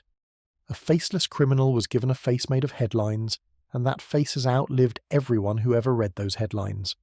That single notorious letter was only the beginning of a deluge. Once the public learned that the killer might be communicating through the press, a flood of further letters arrived, hundreds of them, all claiming to come from the murderer, each one taunting, boasting, or threatening in turn. The overwhelming majority were certainly hoaxes, the products of cranks, attention seekers, and the simply disturbed people who, for their own murky reasons, wanted a piece of the most infamous story of the age. The investigators were left with the maddening task of trying to sift any possibly genuine message out of a mountain of fakes, with no reliable way to tell which, if any, had truly come from the person they were hunting. It was an early and particularly grim version of a problem that feels thoroughly modern. The near impossibility of finding a real signal buried in an avalanche of noise produced by people performing for an audience. The killer, whoever he was, may have written none of them, or one, or several, and the answer is now permanently lost in the pile. What the letters did accomplish, beyond wasting a great deal of official effort, was to keep the story endlessly fresh and frightening, each new message a fresh headline, which suited the newspapers selling them perfectly well. There is also a case to be made that this was the first crime in history to become a genuinely global sensation in something close to real time, and the reason is technology. The same decades that gave the world cheap mass newspapers had also strung the continents together with telegraph cables, which meant that a development in a few squalid streets could be flashed across oceans and printed in distant countries within a day or two, rather than drifting out slowly over weeks by ship. For the first time, people on the far side of the world could follow an unfolding crime almost as it happened, gripped by the same headlines as the residents of the city where it was occurring. The horror was no longer a local matter. It was an international serial delivered in installments to a planet-wide audience, and that worldwide simultaneous attention was something genuinely new under the sun. The infrastructure that would later let the whole globe obsess over the same news at the same moment was being tested, and a string of unsolved murders in a poor district turned out to be one of its first great demonstrations. It is not a flattering debut for the technology of global connection, but it is an honest one. There is one genuinely forward-looking thing that came out of the otherwise fruitless investigation, and it deserves a mention because it connects directly to the kind of reasoning the fictional detective was famous for. In the course of the case, one of the medical men involved attempted something that was, for the time, quite novel. Rather than simply cataloguing what had happened, he tried to reason backward from the nature of the crimes to the likely nature of the person committing them, sketching out a rough portrait of the sort of individual who might be responsible, their probable habits, their likely manner, the kind of life they might be leading unnoticed among ordinary people. This was, in embryo, the technique that much later generations would develop and formalize into what is now called offender profiling, the practice of inferring the character and circumstances of an unknown criminal from the patterns in their actions. At the time, it was a tentative, imperfect, largely untested leap, and it did not catch the killer. But it was the same fundamental move the fictional detective made on every page, reading the unseen person from the visible evidence they left behind, and it is striking to see a real investigator, under enormous pressure and with none of the modern framework to lean on, reaching instinctively for exactly that approach. The fiction and the reality were, in this one small respect, groping toward the same idea at the same moment. And here is where the fictional hero comes back into the picture, because in those very same years, in those very same streets, sold to those very same hungry readers, a different kind of crime story was rising. The magazine that would soon make the brilliant detective a household name was finding its enormous audience in this exact climate, an audience primed by real terror to be fascinated by crime, mystery, and the question of who did it and how. The timing is almost too neat to be comfortable. At the precise moment a real and unsolvable horror had the public gripped by fear, a fictional and always solvable mystery was being served up to the same public for entertainment, and both were flying off the shelves. The same readers who shuddered over the latest dispatch from the terrorized district could turn the page or pick up a different publication and lose themselves in the adventures of a man who never failed to catch his culprit. The contrast could not have been sharper, and it could not have been better business. There is a further, quieter irony buried in that contrast too. The real horror was, above all else, a media event, a thing made enormous by publicity, its very name a product of the press. The fictional detective, by his own stated nature, wanted nothing of the kind. In the stories he was famously indifferent to fame and credit, content to solve the puzzle for its own sake, and perfectly happy to let the official police step forward and take the public applause for cases he had actually cracked. He chased the truth, not the headline. So at the precise moment the public was gorging on a real crime that existed largely as spectacle, they were also falling for a fictional hero who held spectacle in genteel contempt, which suggests that part of his appeal was precisely that he seemed above the grubby circus, a figure of pure disinterested reason floating serenely over a media frenzy he would have found distasteful. People drowning in sensation tend to romanticize the one who claims not to want any. It is worth noting, too, that the author himself was careful to keep his creation well clear of the actual tragedy. For all that the public fantasized about setting the fictional detective loose on the real killer, the stories never sent him into those particular streets to chase that particular monster. The crimes the detective solved were inventions, often clever and theatrical ones, frequently involving stolen jewels, family secrets, foreign intrigue, or elaborate revenge, the kind of crime that comes with a tidy solution built into it. The real horror was the opposite of all that, formless, motiveless as far as anyone could tell, and stubbornly insoluble. Mixing the two would have been not only tasteless but impossible, because the entire appeal of the fictional world depended on its crimes being the sort that a brilliant mind could actually crack, and the real one had just proved, in front of the whole planet, that some crimes defeat every mind that comes near them. The detective lived in a cleaner, more orderly version of the same city, a place where the fog hid solvable mysteries rather than unanswerable ones, and that gap between the two Londons, the one where reason always wins and the one where it sometimes simply cannot, is the quiet truth underneath the entire comparison, which leads, as the people who tell this story have long pointed out, to a conclusion that is honest and a little bleak. Crime, the old saying insists, does not pay. And in the narrow sense that the criminal usually comes to a bad end, perhaps that is true, but crime most certainly sells. It sold newspapers by the hundreds of thousands in the form of a real killer no one could catch, and it sold magazines by the hundreds of thousands in the form of a fictional detective who caught everyone, and the publishers counting the receipts cared very little about the difference. The public appetite for wickedness, whether real or invented, whether terrifying or reassuring, turned out to be almost bottomless, and a great many fortunes have been built on feeding it ever since. We like to think this is a modern disease, born of screens and headlines and the endless churn of the present, but it is much older than that. The hunger to read about the worst things people do, from the safety of a comfortable chair, was already a thriving industry when these streets were lit by gas. There was, to be fair, one unexpectedly decent thing that came out of all that morbid attention, and it would be unfair to the victims not to mention it. For years, the comfortable parts of the city had managed to ignore the conditions in its poorest districts almost entirely. The overcrowding, the hopelessness, the absence of anything resembling safety or dignity for the people trapped there, the relentless press coverage, however grisly its motives, dragged those conditions into the light and forced the prosperous public to actually look at how the other half was living, or failing to live.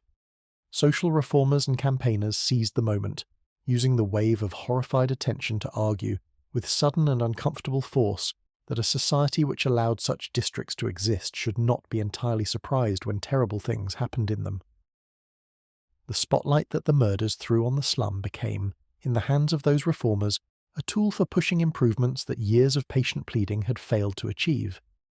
It is a grim irony that it took a monster to make the comfortable city care about the poor it had been ignoring, and it would be wrong to pretend the change was swift or complete. But the attention was real, and some good did eventually come of it, which is about the only redeeming thread to be found in the whole dark business and worth holding on to.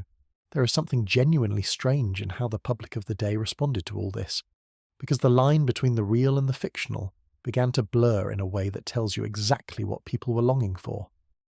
As the real investigation floundered and the city's fear deepened, ordinary people, and not a few clever commentators, began to wish, half in jest and half in earnest, that the brilliant fictional detective were a real man who could be set loose on the case.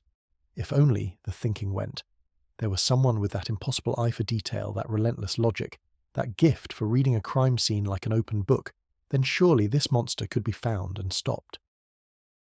The author himself was, by various accounts, asked what his famous creation would have made of it, as though the character were a consultant one might actually hire.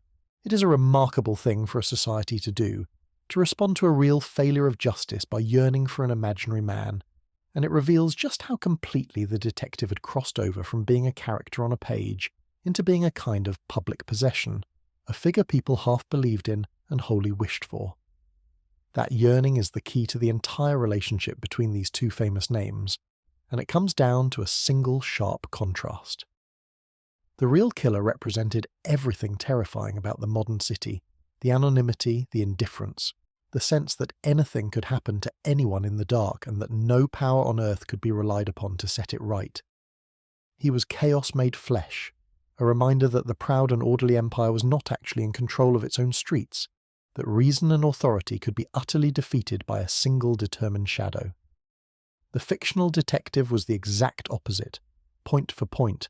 Where the killer was anonymous, the detective saw through every disguise. Where the killer left no trace, the detective could read a story from a speck of mud. Where the real police were helpless, the detective never failed. He was order-made flesh, living proof, however imaginary, that a clear and disciplined mind could impose sense on even the most baffling darkness. One figure embodied the nightmare, the other embodied the cure, and that is precisely why the detective became so beloved in exactly this moment, rather than at some calmer time. People did not flock to him merely because the puzzles were fun, though they were. They flocked to him because he offered something the real world had just brutally demonstrated it could not provide. The comforting promise that someone, somewhere, was equal to the darkness. In a year when the actual machinery of justice had been publicly humiliated by a phantom in the fog, the fantasy of an infallible solver was not just entertaining. It was deeply, almost desperately reassuring. The detective let frightened readers believe that the chaos was conquerable in principle, that the only thing standing between terror and safety was a sufficiently brilliant mind, and that such minds existed, even if you had to invent one to be sure. He was a security blanket woven out of pure logic, and the colder and crueler the real world looked, the more tightly people wrapped themselves in him. The strangest part of the whole tangled affair is how durable both halves of it have proven to be, and how perfectly they have remained opposites. More than a century later, the unsolved real case still commands an entire small industry of books, theories, tours, and amateur investigators, all circling endlessly around the same unanswerable question of who the killer really was. It endures precisely because it has no ending, an open door that no one can ever close, and human beings find an unfinished mystery almost impossible to walk away from. There is, it must be said, something a little troubling about that endurance, because for well over a century the obsession has centered almost entirely on the killer, on his identity, his cleverness, his dark glamour, while the women he killed faded into the background as mere props in his story. They had names, histories, families, and hard, full lives before they became famous only for how they died, and the long fascination with the faceless murderer has tended to erase the actual people at the heart of the tragedy. In recent years, to their credit, some historians and writers have made a deliberate effort to turn that around, to research and tell the real stories of the women themselves, to restore them as human beings rather than footnotes to a monster. It is a small and belated act of decency, but a genuine one, and it sits in pointed contrast to the way the legend grew, which was to remember the predator and forget the people. The fictional detective endures for the opposite reason, because he always provides the ending, the click of the final piece into place, the satisfying moment when the impossible resolves into the obvious, and order is restored. One legend lives on as a question that can never be answered. The other as the promise that questions can always be answered. They are two sides of the same coin, minted in the same place, in the same year, out of the same public fear, and they have been travelling together through history ever since, the monster no one could catch, and the genius who never missed. The appetite that both of them fed did not fade when the panic did either. It hardened into a permanent feature of popular culture. The proven, overwhelming public hunger for crime, mystery, and the thrill of the chase helped launch an entire genre into the mainstream, transforming the detective story from a curiosity into one of the most popular and durable forms of entertainment ever devised. Publishers had learned a lesson they would never forget: that readers would pay reliably and repeatedly for the particular pleasure of a crime presented as a puzzle and then solved, and they set about supplying that pleasure on an industrial scale. The brilliant fictional reasoner became the template, the founding model that countless later detectives, in books and eventually on screens of every size, would be built upon, borrow from, or deliberately rebel against. Nearly every clever investigator who has ever solved a fictional murder owes something to the figure who rose to fame in those frightened years, and the genre they all inhabit owes a great deal to the simple, slightly uncomfortable discovery that the public would never ever get tired of crime as long as someone clever was on hand to make sense of it. The terror passed. The market it revealed has never closed. So the rise of the great detective was never really separate from the darkness of the streets he supposedly walked. He was, in a sense, born out of that darkness, or at least raised to glory by it, the gleaming, reassuring answer to a question the real world had just asked in the most horrifying way possible.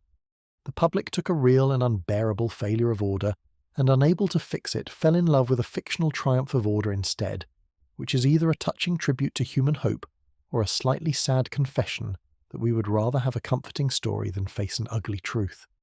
Probably, as usual, it was both. The detective gave a frightened city the hero it could not find in real life, and the city repaid him by treating him as though he were real, which is the highest and strangest compliment a piece of fiction can ever be paid. But it is worth remembering, as we hold up this shining figure of pure reason against the chaos of his age, that the author never actually let him be quite so clean and untroubled as the legend suggests. The man who served as the public's antidote to fear and disorder carried within his own character a surprising amount of both hidden habits and inner shadows that the comforting image tends to leave politely out of frame. The same brilliant mind that promised to conquer the darkness outside had a private darkness of its own, and it is to those cracks in the perfect machine that we turn next, because they are, in the end, the most human and the most revealing thing about him. The thing to understand about that perfect reasoning machine is that it was built to run hot, and a machine built to run hot does very badly when there is nothing to burn. The detective's enormous mind was not a calm, steady instrument that hummed away contentedly in the background. It was a ravenous engine that demanded constant fuel in the form of difficult problems, and when no problem arrived, when the cases dried up and the world turned ordinary and quiet, that engine did not simply idle. It turned on itself. The same brilliance that could light up a crime scene became, in the empty stretches between cases, a kind of torment, a powerful mind with nothing to grip, spinning and overheating with no useful work to do. Boredom, for him, was not the mild restlessness the rest of us feel on a slow afternoon. It was a genuine affliction, a black and heavy thing that settled over him whenever the supply of interesting trouble ran out, and the lengths he went to in order to escape it form the darkest and, paradoxically, the most human part of his whole legend. His moods, in fact, swung between two extremes that would be familiar to anyone who has known a person of intense temperament. When a case had him in its grip, he was electric, tireless, capable of going days with almost no food or sleep, burning with a focused energy that seemed to have no bottom. But when the work was done and the excitement drained away, he would collapse into the opposite state entirely, sinking into long spells of grey, listless gloom in which he could barely be moved to do anything at all. He would lie about for days on end, hardly speaking, drained of all that fierce vitality, a brilliant man reduced to a heap of melancholy on the sofa, waiting for the world to become interesting again. The author painted a temperament of dramatic highs and crushing lows, a personality that ran on stimulation the way other people run on routine, and that could not tolerate the flat, featureless middle ground of an ordinary, uneventful life. It is, when you think about it, a slightly tragic way to be built, to be so magnificently equipped for crisis, and so poorly equipped for peace.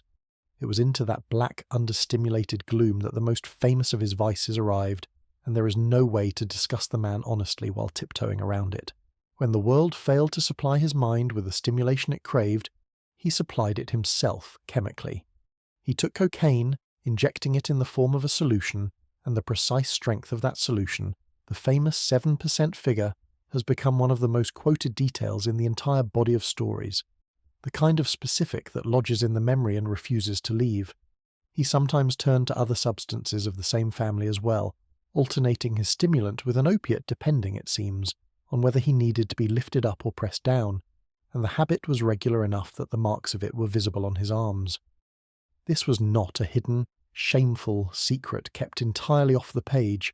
It was woven openly into his character, a striking and deliberate flaw in the otherwise flawless reasoner, and his loyal companion, being a doctor, watched it with quiet, mounting alarm. Here is where a little historical context is essential, because it is genuinely easy to misread this through modern eyes, and conclude the detective was doing something far more scandalous, for his time, than he actually was. In that era, these substances were entirely legal, widely available, and regarded with nothing like the horror they would later attract. Cocaine and various opiates could be bought without much fuss at the chemist, and they turned up in an astonishing range of everyday products, tonics, medicines, soothing syrups, pick-me-ups and remedies of every description, some of them marketed cheerfully for ailments as ordinary as a cough or a child's teething. The understanding of addiction, as we now know it, simply did not exist in any developed form. These were thought of broadly as useful medicines and harmless stimulants, taken by all sorts of perfectly respectable people, including prominent and accomplished ones, without anyone clutching their pearls about it. So when the detective reached for his syringe, his original readers did not gasp the way a modern reader might. They saw an eccentric, intellectual man using a fashionable stimulant to sharpen a restless mind, which was, by the standards of the day, an unremarkable thing for an unremarkable person to do, and only a little more striking coming from someone so extraordinary. It helps to grasp just how casual the whole society was about all this, because the modern imagination genuinely struggles to picture it. Walk into a chemist of the period and you could come out with preparations that no pharmacist on earth would hand over today without a great deal of paperwork and a stern conversation. Powerful opiate tinctures were a standard household staple, kept in the medicine cabinet of respectable families and dispensed for everything from headaches to nerves to a generally trying day, with a freedom that would make a modern doctor faint. Some of these soothing preparations were, alarmingly, given to fussy infants and teething babies to quiet them down, which did indeed quiet them down, occasionally rather more permanently than anyone intended, though the connection was poorly understood at the time. There were celebrated tonics on the market that combined wine with cocaine into a fashionable pick-me-up enjoyed by the great and the good, sipped by respectable people who would have been scandalized to be called anything other than upstanding. In the poorer districts there were establishments devoted to the smoking of opium, dim and notorious places that the popular imagination loved to shudder at. The entire culture swam in substances that we now hedge about with prescriptions, warnings, and locked cabinets, and it did so largely because nobody yet understood what they were dealing with. Good luck finding a warning label, a dosage guideline, or a single honest disclaimer anywhere in the entire pharmaceutical landscape of the age. The detective's habit in that light was not the mark of a degenerate. It was the mark of a man entirely of his time, reaching for tools his whole society had left lying around within easy reach. That said, it would be dishonest to leave it there and pretend the habit was purely a quaint period detail, because the stories themselves do not let it off so lightly, and neither should we. The detective's companion, with the trained eye of a medical man, clearly recognized that whatever the law and the fashion of the day said, this was a destructive indulgence that was doing his friend no good at all. He saw a brilliant man poisoning a magnificent brain to escape a boredom that better habits might have managed. and he disapproved, openly and repeatedly, in the gentle but persistent way of someone who cares about a person they cannot quite control. Over the long run of the stories, this disapproval bore fruit. The author, perhaps reflecting the slowly shifting attitudes of the wider world as understanding of these substances darkened, gradually wrote the habit out, having the companion wean his friend off the worst of it until it faded into the background and largely disappeared. The detective we meet in the later adventures is a cleaner one. The syringe quietly retired. It is, in its small way, a story arc about a man being pulled back from a self-destructive corner by a friend who refused to give up on him, which is a more touching thing than the famous coldness of the character might lead you to expect, and a reminder that the modern understanding of these substances as genuinely dangerous was hard-won and is worth respecting. One indulgence, however, survived every attempt at reform, and it was the one nobody thought to challenge. The tobacco stayed. The detective remained a relentless smoker from beginning to end, wreathed in smoke through case after case, treating his tobacco not as a danger to be managed but as an essential aid to thought, a way of settling the mind and feeding concentration during long hours of reasoning. In an age when smoking was not merely accepted but practically expected of any thoughtful man, and when its harms were entirely unsuspected, no one, least of all his doctor friend, saw the faintest reason to interfere with it. So while the needle was eventually retired, the pipe burned on, a small monument to how completely the dangers we now take for granted were invisible to the people living among them. He could read a man's entire history from the ash of a cigar, yet had no notion whatsoever of what the smoke was doing to his own lungs, which is exactly the sort of irony the period produced without even trying. There is a broader cultural current worth noting here, because the detective with his secret syringe was not an isolated invention, but very much a creature of his moment. The era was quietly obsessed with the idea of the divided self, the respectable surface concealing a hidden darkness, the upstanding gentleman with a shameful private life folded away out of sight. It was the great anxiety of a society that prized propriety above almost everything, the nagging fear that beneath the polished manners and the spotless reputations, people were not at all what they appeared, and that the most respectable facade might hide the most troubling secrets. The popular fiction of the period returned to this theme again and again, the brilliant or admired man with a concealed second nature, the doctor or scholar harbouring something monstrous behind closed doors. The great detective fits this mood perfectly. Here was the most admired mind of his age, a paragon of cold reason held up as a model of clear thinking, who nonetheless rolled up his sleeve in private and reached for a needle, who sank into black moods no one was meant to see, who kept a locked inner room full of things that did not match the public image. He embodied the very fear his society could not stop poking at, that genius and respectability were no guarantee of wholeness, and that the most impressive surface could conceal the deepest fracture. The flaws were not just personal quirks, they tapped directly into what the whole culture was nervous about. The drug habit was really just the sharpest expression of a deeper truth about him, which is that this was a man at war with his own need for intensity, and that war showed up in his relationships with other people just as plainly as in his veins. His attitude toward women in particular was famously cool, distant, and at times verging on the dismissive. He kept emotional attachments at arm's length as a matter of deliberate policy, treating love and romance not as joys to be sought, but as hazards to be avoided, contaminants that could cloud the clean cold operation of a logical mind. To let feeling in, he reckoned, was to introduce error, to risk having his judgment swayed by something other than evidence. And since his judgment was the most valuable thing he owned, he guarded it against emotion the way a careful chemist guards a sensitive reaction against stray impurities. He spoke of the softer feelings with a sort of wary contempt, as forces that made fools of otherwise capable men, and he arranged his entire life to keep them safely outside the door. Whether this was strength or damage is one of the more interesting questions the character poses, and the stories are careful never to settle it. On one reading, his emotional detachment was a genuine discipline, a price he paid willingly for the clarity that made him great, the deliberate sacrifice of ordinary warmth in exchange for extraordinary insight.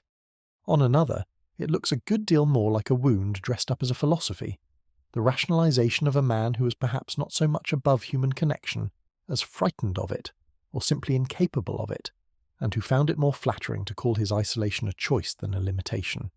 The author leaves both doors open, which is part of why the character refuses to grow stale. A man who is cold because he has chosen to be is admirable in a chilly sort of way. A man who is cold because he cannot manage to be otherwise is something sadder and more familiar, and the great detective hovers permanently between the two, never quite confirming which he is. There was, famously, one notable crack in that armour, a single instance where a woman got past his defences, and it is telling precisely because it was so rare. He once encountered an exceptionally clever woman who managed to outwit him completely, to beat him at his own game of cunning and foresight, and the experience left a permanent impression. He did not fall in love with her in any conventional sense, the stories are careful to insist, but he was struck by her, impressed in a way that almost nothing and no one else ever managed, and ever afterward he's said to have referred to her with a peculiar, respectful emphasis, as though she stood in a category entirely her own. It is a revealing little episode, because what won his regard was not beauty or charm or affection, but sheer ability, the one quality he truly valued. The only person who could move that frozen heart even slightly was someone who could match the thing he prized most, his wits. He could not be seduced, but he could, just barely be impressed, and it took a mind nearly as sharp as his own to do it. It would be a mistake, though, to take the famous coldness entirely at face value, because the stories are dotted with small moments that quietly contradict it, and those moments matter. For all his talk of emotion as a contaminant, the detective showed, here and there, that the warmth was not entirely absent but merely buried deep and rationed out with extreme care. His loyalty to his one true friend ran far deeper than he ever cared to admit aloud, and on the rare occasions when that friend was in real danger, the icy mask slipped completely, revealing a fear and a tenderness that the detective spent the rest of his time pretending he did not possess.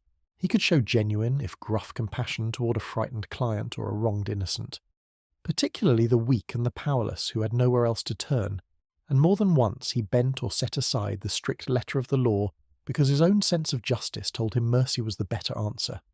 These flashes are brief, and he was always quick to cover them back up with a cool remark, embarrassed almost, to have been caught feeling anything at all. But they are there, and they are what saved the character from being merely a brilliant icicle. The coldness was real, but it was a discipline laid over something warmer, not a true absence of feeling, and the glimpses of that buried warmth are part of why readers trusted him as a hero, rather than simply marvelling at him as a machine. There is one more shadow that the brilliance cast, subtler than the rest, but arguably the heaviest, and that is the sheer loneliness of being the cleverest person in every room he ever entered. A mind that runs as far ahead of ordinary people as his did is not a gift that comes free. It is also a kind of exile. He moved through a world in which almost no one could follow his reasoning, keep pace with his thoughts, or offer him the one thing a powerful intellect quietly craves, which is a genuine equal to push against. He found most people slow, most conversation tedious, most company a mild trial to be endured, and while he could be witheringly impatient with lesser minds, that impatience came at a cost he rarely acknowledged, the cost of having no peers. There was no one to truly talk to, no one who understood the inside of his own head, no one who could surprise or challenge or genuinely meet him. It is why his rare encounters with anyone approaching his own level, whether a worthy adversary or that one clever woman, lit him up so completely. They were the only relief from an isolation built into the very thing that made him great. Genius of his order as a tower with a spectacular view and no neighbours, and a good deal of his restlessness, his moods, and his reaching for escape can be read as the natural result of living year after year alone at the top of it. The smartest man in the world is, almost by definition, the one with the fewest people who can keep him company. Now we come to the strangest shadow of all, the great gap in the middle of his story, the long disappearance during which the world believed him gone entirely. Without straying into exactly how it happened, which is a tale that deserves its own telling and will get one, the essential fact is this. There came a point when the detective vanished from the world for a stretch of around 3 years, a period in which even his closest companion, even the public who adored him, believed him to be dead and mourned him as such. He was simply gone, erased from his own life, absent from the city and the work and everyone who knew him, for a span of time long enough to grieve, to bury, and to begin to move on. And then, just as completely, he came back, returning to his old haunts, as though stepping out of thin air. That long absence has a name among the people who study these things. and it has attracted a great deal of fascinated speculation, including from those who like to analyse fictional minds as though they were real patients. One of the more intriguing theories advanced to explain that vanishing reaches into the language of psychology, and it is worth unpacking because it fits the character so unsettlingly well. Some have suggested that the long disappearance resembles a rare psychological condition, a dissociative state in which a person, overwhelmed by stress or trauma, essentially flees from their own identity, sometimes travelling far from home, sometimes losing or abandoning the sense of who they are, living for a time as someone unmoored from their former self before, eventually surfacing again. In that reading, the detective's 3-year absence was not merely a clever plot device, but the believable response of a mind pushed past its breaking point. A brilliant and high-strung man who had finally faced a pressure too great even for him, and had coped by disappearing not just from the world, but, in a sense, from himself. It is, of course, speculation built on a fictional character, an attempt to apply real psychological understanding to an invented man, and it should be held loosely. But the reason it appeals is that it rhymes so neatly with everything else we know about him. The volatile moods, the inability to sit still in an ordinary life, the reliance on chemical escape, the sense of a mind always one bad stretch away from turning destructively inward. A man like that disappearing under unbearable strain does not feel like a contrivance. It feels like a symptom. It is worth pausing on what that condition actually involves, because the details make the comparison even more striking. The dissociative state in question is genuinely rare, and remains one of the stranger things the human mind can do under extreme pressure. A person in its grip may abruptly leave their home and their entire life behind, sometimes travelling a considerable distance, and lose access to their own memories and sense of identity, occasionally taking up a new name and a new existence, with little or no awareness of who they used to be. It is typically triggered by overwhelming stress or a traumatic shock, the mind essentially fleeing a reality it can no longer bear by detaching from the very self that has to endure it. Eventually, often just as suddenly, the person may surface, their old identity returning, sometimes with the lost interval a confusing blank. You can see at once why anyone inclined to read fictional minds would find the detective's long, vanishing and irresistible candidate. A man of immense intellectual pressure, prone to extremes, having just endured the most shattering crisis of his life, who then disappears completely for years before reappearing as if from nowhere, fits the rough outline almost too neatly. None of this is a real diagnosis, obviously, since you cannot diagnose a person who never existed, and the author certainly was not thinking in these clinical terms when he wrote it.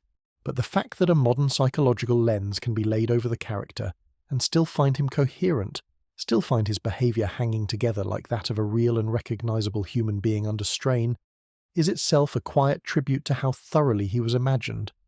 A flat invention would fall apart under that kind of scrutiny. He does not. What ties all of these shadows together, the boredom and the black moods, the syringe, the emotional walls, the great vanishing, is that every single one of them is a flaw, and the flaws are the whole point. This is the secret hiding in plain sight at the centre of the character's enduring appeal, and it is worth saying plainly. A flawless genius is, frankly, dull.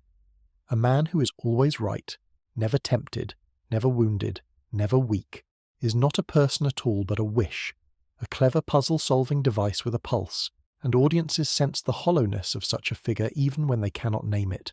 What kept readers coming back, what made them feel they actually knew this man rather than merely admiring him, was precisely the wreckage around the brilliance.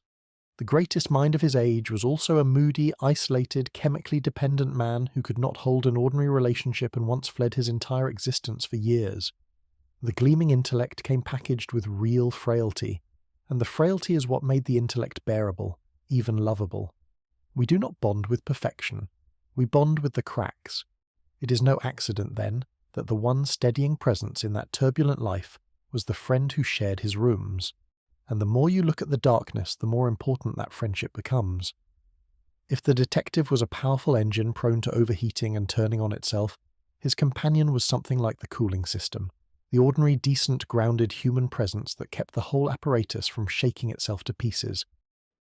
He worried about the habits, disapproved of the excesses, coaxed his friend toward food and rest and sense, and simply by being there gave the lonely genius a tether to the normal world he otherwise drifted away from. The detective would never have said so in plain words, being constitutionally incapable of that kind of admission, but the stories make it quietly clear that the friend was not merely a chronicler or a useful pair of hands.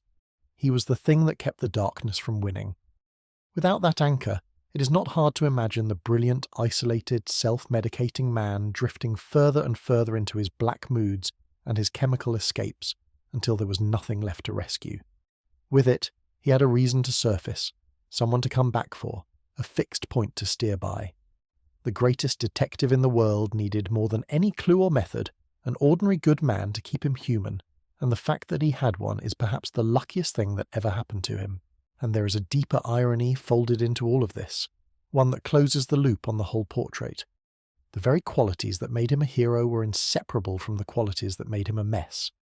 The restless intensity that drove him to chemical escape was the same intensity that let him work for days without rest on a difficult case. The emotional detachment that left him lonely was the same detachment that let him reason without flinching where softer men would look away. The volatile temperament that crashed him into black despair was the same temperament that lifted him into brilliance when the right problem appeared. You could not have had the genius without the damage, because they were not two separate things bolted together but a single nature seen from two angles. The author understood, whether by instinct or design, that the most compelling kind of greatness is the kind that comes at a cost, that a gift carried lightly is far less interesting than a gift carried like a burden.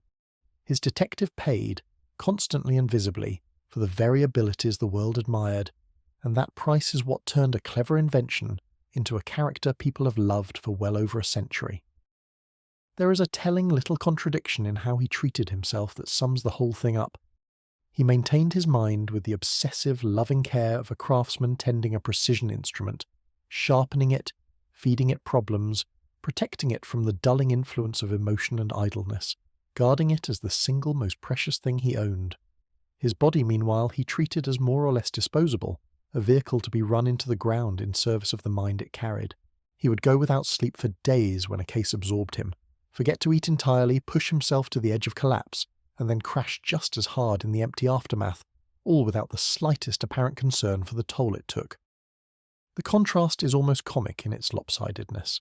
Here was a man who would not allow a single sloppy thought to cloud his reasoning, yet who would happily neglect food, rest, and basic health for as long as an interesting puzzle held his attention. He cared for his brain like a jeweller, and for the rest of himself like a man who fully expected to be issued a replacement. It is the priority list of someone for whom thinking was not just the best part of life, but very nearly the whole of it, with the inconvenient business of having a body relegated to an afterthought. There is also something worth saying gently about the way both his era and ours have tended to romanticize all of this, because it is easy to slip from understanding the tortured genius into admiring the torture itself. The character helped cement a powerful and seductive idea that brilliance and suffering are somehow a package deal, that the truly great mind must necessarily be a troubled one, that the moods and the isolation and the dangerous habits are not problems to be solved but proof of authenticity, the romantic toll that real genius supposedly demands. It is a flattering story for anyone who suffers and wishes to believe their suffering means something exceptional, and a convenient one for anyone who would rather not address their darker habits at all. But it is, on closer inspection, more myth than truth. Plenty of brilliant people are perfectly stable, and plenty of troubled people are not brilliant at all, and the notion that you must wreck yourself to think clearly does not survive much contact with reality. The detective is a magnificent character, precisely because his flaws feel real, but it would be a mistake to take him as an instruction manual, to conclude that the path to a great mind runs through a needle and a black mood. The stories themselves, after all, treat his darkness as something to be managed and survived, not celebrated, and his friend spent years quietly trying to pull him out of it, rather than admiring him for being in it. The damage made him human and compelling. It did not make him great. The greatness and the damage merely happened to share a single restless soul. It is interesting, too, how differently the various eras have chosen to handle this darker material when retelling his story.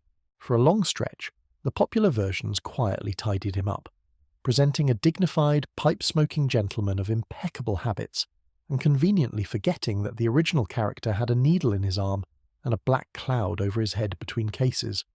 The vices were considered unbecoming of a hero, so they were simply left out, and generations grew up with a sanitized detective who was all brilliance and no shadow. More recent retellings have swung hard the other way, embracing the troubled, addicted, socially difficult side of the character with obvious relish, sometimes leaning into it so enthusiastically that the brilliance almost gets lost behind the dysfunction. Both approaches tell you more about the anxieties of the age doing the retelling than about the character himself, who always contained both halves at once. The original was neither a spotless saint nor a glamorous wreck, but a fully realised person in whom the light and the dark were inseparable, and each generation has tended to emphasise whichever half it found most useful or most flattering to its own ideas about genius. So the polished image of the serene master of reason, the calm figure of pure logic floating above the chaos, was never the whole truth, and the author never meant it to be. Underneath the famous control was a man of extremes and appetites and wounds, a man who needed the chase the way others need air, and who fell apart in its absence, who armoured himself against love and may have paid a lonely price for it, who reached for dangerous comforts and once disappeared so completely that the world wept for him, mourning a man who, it turned out, had not finished with the world at all. None of that diminishes him, all of it deepens him, turning a clever trick of plotting into something that breathes. The legend endures not in spite of the darkness but because of it, because a hero with no shadow casts no shape at all, and it is the shape, not the shine, that we remember. And it leads us finally toward the single greatest crisis of his entire existence, the confrontation that produced both that long disappearance and the supposed death behind it, a duel not of fists or weapons but of two extraordinary intellects locked against each other, the most evenly matched contest he would ever face, which is the story we turn to next.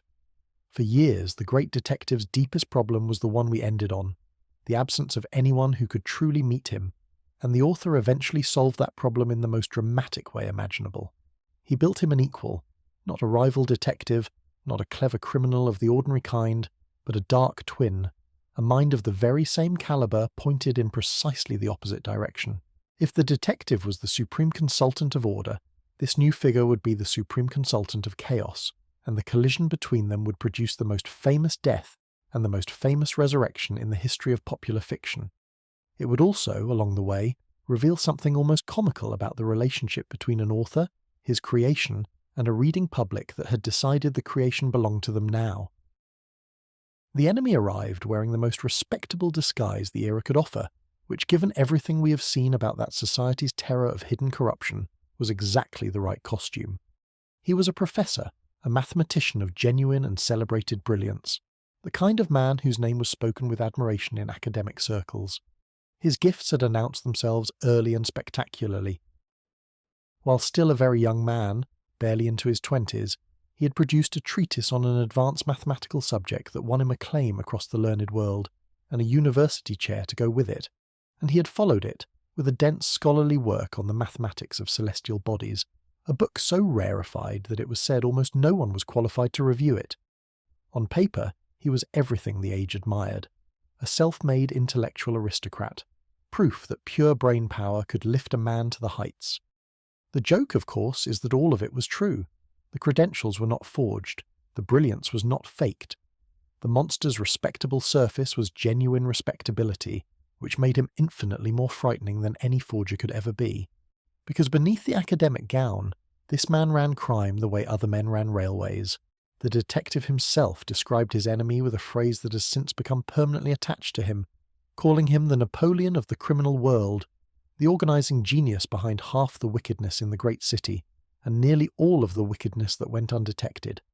The image the detective reached for was that of a spider sitting motionless at the centre of an enormous web, a web with 1,000 threads radiating outward, and the spider knowing intimately the quiver of every single one. The professor planned, financed, and orchestrated, but he almost never touched anything himself. Agents carried out the work, layers of intermediaries insulated him from every deed, and if some unlucky underling was ever caught, money appeared for his defence and the trail went conveniently cold long before it reached the quiet, academic study where the whole scheme had been born. He was, in effect, a consulting criminal, the exact mirror image of the consulting detective, the man the underworld brought its problems to just as the police brought theirs to his opposite number. The symmetry is so perfect it is practically geometry, and the author clearly knew it. The man himself, when the detective finally described him, was drawn with a few brushstrokes that have proven impossible to forget. He was extremely tall and thin, with a great pale, domed forehead, suggesting the oversized brain working away behind it, deeply sunken eyes, and a curious habit of slowly oscillating his head from side to side, in a manner the detective found distinctly reptilian, like something patient and cold-blooded considering its meal. It is a masterclass in economical menace, a portrait built from posture and suggestion rather than deeds. And here is the detail that surprises people who know the legend only second-hand. This towering arch-villain, this name that now stands beside the detectives in the public imagination as his eternal opposite, actually appears in person in almost none of the stories. He dominates a single tale, is referred to in a handful of others, and that is essentially the entire footprint. The most famous enemy in detective fiction is, by page count, barely there. His enormous shadow is cast by a remarkably small object, which turns out to be a profound storytelling lesson that later writers, particularly in horror, would rediscover again and again. The monster you barely see is always bigger than the one you see clearly. Scarcity did for the professor what whole novels of exposure could never have done, leaving the reader's imagination to build him far larger than any page could hold. The dark mirror extended to the mind itself, and this is where the fan scholarship gets entertaining. People who enjoy measuring fictional intellects have spent generations trying to put numbers on these two, and the estimates that get thrown around for both men sit in the rarefied range of 190 to 200, which, for context, is the sort of figure that essentially does not occur in Walking Around Humanity. Whether such numbers mean anything at all when applied to invented characters is a question best left to people with more free time, but the spirit of the estimate is the point. The author wanted readers to understand that for the first time, the detective was facing not a clever crook, not a cunning schemer, but a genuine intellectual peer, a brain of his own weight class, and possibly, terrifyingly, something slightly more. The detective himself admitted as much, confessing a kind of horrified admiration for the man, an appreciation of his enemy's gifts that bordered on the collegial. After a career spent being effortlessly smarter than everyone in every room, he had finally met the one person who could keep up, and the experience was equal parts exhilarating and lethal. Be careful what you wish for is a lesson that apparently applies even to fictional geniuses. There is, however, a slightly deflating truth about the great enemy's origins, and it makes the whole affair even more interesting rather than less. The Professor was not the product of years of careful brewing, a nemesis lovingly developed across the saga toward an inevitable showdown. He was invented at the last minute, for a purpose, and the purpose was murder. The author, having resolved to kill his detective, faced an immediate technical problem. Readers would never accept the greatest mind in the world being done in by some ordinary burglar or a stroke of dumb luck. An ending like that would feel like a cheat, an insult to everything the character was. If the hero was to die believably, he could only die at the hands of an equal, which meant an equal had to be manufactured urgently to specification. So the most celebrated arch-villain in the history of fiction was, in his original conception, essentially a custom-built murder weapon, designed and delivered for a single job, intended to be used once and discarded along with his victim. That the disposable instrument went on to become immortal, inspiring more fascination, more adaptations and more imitations than characters his author laboured over for years, is one of the finest jokes in all of literature. The author dug 2 graves at that waterfall, and the world climbed down and pulled both occupants back out. Their confrontation, when it finally came face to face, was conducted with a chilling, almost gentlemanly courtesy that makes it far more memorable than any shouted threat could have been. The Professor, having concluded that the detective's investigation was tightening dangerously around his organisation, simply called at his rooms, walked in, and the two of them had a conversation. No weapons, no violence, just 2 superlative minds calmly informing each other of the situation. The Professor laid it out with the dispassion of a man discussing the weather, acknowledging that his opponent possessed the intelligence to destroy everything he had built, and assuring him, with perfect politeness, that if he persisted, that destruction would be answered in kind, fully and finally. It was less a threat than a theorem. Two logicians agreeing on the inevitable conclusion of their shared premises. Each was the only man alive capable of ruining the other, and both of them knew it, and both of them said so, and then the professor put on his hat and left. As declarations of war go, it was remarkably civilized, which is precisely what made readers' skin crawl. Madmen rant. This man scheduled, and there is nothing in the world more unsettling than evil that keeps a calendar. What followed was a campaign rather than a chase.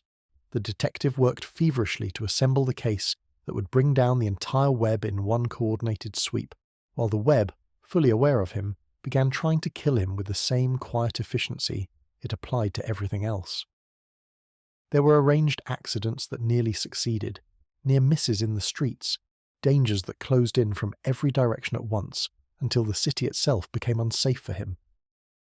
With the trap on both sides nearly set, the detective slipped out of the country with his loyal friend, partly to stay alive long enough for the authorities to spring the net, and partly, one suspects, because he understood that the professor would follow and that the final accounting between them was always going to be settled personally. The net did close, the organisation was rolled up in his absence, but its architect slipped through, and with his empire in ruins and nothing left to protect, the professor stopped being a planner and became, for the first time, simply a hunter with a single target.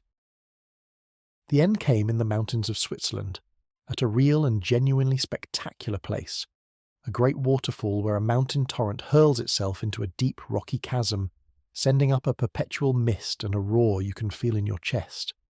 Travellers of the era visited it as a natural wonder, and you can still visit it today, where the locals, with commendable business sense, have long since embraced their status as the site of fiction's most famous death, and will happily transport you up the mountainside to see the very ledge for yourself. There is something wonderful about a real geographic location becoming a pilgrimage site for an event that never happened, complete with commemorative markers, including a plaque near the fatal ledge solemnly honouring a struggle between two men who never drew breath, mounted with all the gravity normally reserved for actual history. Visitors stand at the railing, look down into the thundering mist, and feel something genuinely close to standing at a grave, which says a great deal about how thin the line between story and memory can wear. But we are getting ahead of the story. On that narrow path above the chasm, the professor finally caught up with his quarry alone, having used a ruse to draw the loyal companion away, a fake message about a sick traveller requiring a doctor, the sort of decent person bait that decent people reliably fall for, and which the detective, reading the situation perfectly as always, allowed to work because he understood the appointment ahead was his alone to keep. When the friend realised the deception and came scrambling back, the path was empty. There were two sets of footprints leading out along the ledge and none returning, signs of a violent struggle at the edge, and a polite farewell note weighted down where it would be found, in which the detective calmly explained that he and the professor were about to conclude their business in the only way it could be concluded, and that he considered the price entirely acceptable if it rid the world of the man. And that was it. No witnesses, no recovered remains, just a roaring abyss, a scuffed ledge, and a goodbye letter written in a steady, unhurried hand. Two of the greatest minds ever imagined had apparently gone into the chasm locked together, each taking the other as his final act, a perfect mutual annihilation, reason and counter-reason cancelling out. As an ending, it had the clean, terrible logic of mathematics, which was fitting, given the professions involved. But notice, because everything that happened afterward turns on this detail, what was missing from the scene? Nobody was found, nothing was confirmed. The death was deduced, from footprints and a note, which is a rather delicious irony for a character whose entire career was built on the danger of conclusions drawn from incomplete evidence. The author had closed the door on his creation with tremendous finality, but he had, whether by instinct, laziness, or sheer luck, neglected to lock it. The door was shut, it was not sealed. Remember that. Now, the question that genuinely baffled readers at the time and still surprises people today is why? Why would an author take the most popular character in the world, a character making him rich and famous beyond anything he had dreamed of in those empty waiting rooms, and throw him off a cliff? The answer is one of the great comedies of literary history, and it is simply this. The author was sick of him. Thoroughly, deeply, irritably sick of him. He had never considered the detective stories his real work. His heart belonged to serious historical fiction, big careful novels about the past that he believed would secure his lasting reputation, and he watched with mounting frustration as the public ignored the books he was proud of and screamed for more of the character he considered, at best, a clever entertainment. Every hour spent constructing another ingenious little crime puzzle felt to him like an hour stolen from his true calling. He complained that the detective was devouring his mind, crowding out better things, and he came to resent his own creation with the special intensity an artist reserves for the work that pays the bills. He did try, before reaching for the cliff, a less drastic form of escape, and it backfired magnificently. Hoping to make the whole business go away politely, he began demanding what he considered absurd, insulting sums of money for further stories, prices so high that no sane publisher would agree to them, so that the refusal would be the publisher's fault rather than his own. The publishers, to his dismay, agreed instantly and cheerfully every single time. The character was such a license to print money that there was effectively no number the author could name that would not be worth paying, which meant his attempt to price himself out of the job only succeeded in making him spectacularly well paid for a job he hated. There is something deeply relatable in this, the fantasy of naming an outrageous figure to make a burden disappear, and the horror of hearing the word yes. Eventually he understood that money could not free him. Only the chasm could. His own family saw it coming and objected. When he confided to his mother, an early and devoted supporter of his writing, that he was thinking of doing away with the detective for good, she was reportedly horrified and told him in no uncertain terms that he must do no such thing. The reading public would have agreed with her had anyone asked them, but nobody did. On a visit to Switzerland, the author was shown the great waterfall, took one look at that dreadful, magnificent cauldron, and decided, with the practical eye of a man shopping for real estate, that it would make a worthy tomb for his troublesome tenant. When the deed was finally done and the story written, he noted the event in his own records with a brevity that has become legendary. A curt little entry recording that the detective had been killed, with roughly the emotional weight of a note about having fixed a squeaky door. Rarely has an author murdered a beloved character with such evident relief. The weariness, incidentally, shows in the workmanship if you look closely, and enthusiasts have been gleefully cataloguing the cracks for over a century. The author, grinding out stories about a character he resented, did not always trouble himself with consistency. The professor, for instance, is given a brother in the tales, and through what can only be authorial indifference, that brother appears to carry the very same first name, leaving the family with two sons called by one name, a situation even the most distracted of parents usually manages to avoid. The loyal doctor's old war wound, so crucial to his introduction, migrates mysteriously around his body between stories, troubling his shoulder in one account and his leg in another, as though the injury itself could not remember where it lived. Details of dates, names, and household arrangements wobble from tale to tale with cheerful abandon. A more invested author would have kept better books. This one, by his own admission, was often writing at speed, for money, about a man he wished would go away and the seams show. The truly delightful part is what devoted readers eventually did with those seams, treating each blunder not as a mistake but as a fascinating puzzle, demanding an in-universe explanation, an entire scholarly pastime built on lovingly repairing the damage done by an author who could not be bothered. The less he cared, the harder they did, which may be the most accurate summary of the entire relationship between this writer and his public. The public, unfortunately for him, did not share the relief, and their reaction remains one of the most extraordinary outpourings of grief ever directed at someone who did not exist. When the story appeared in 1893, and readers discovered that their hero had gone into the Falls, the response was genuine, widespread, and remarkably theatrical. People reacted as though a real public figure had died suddenly and violently.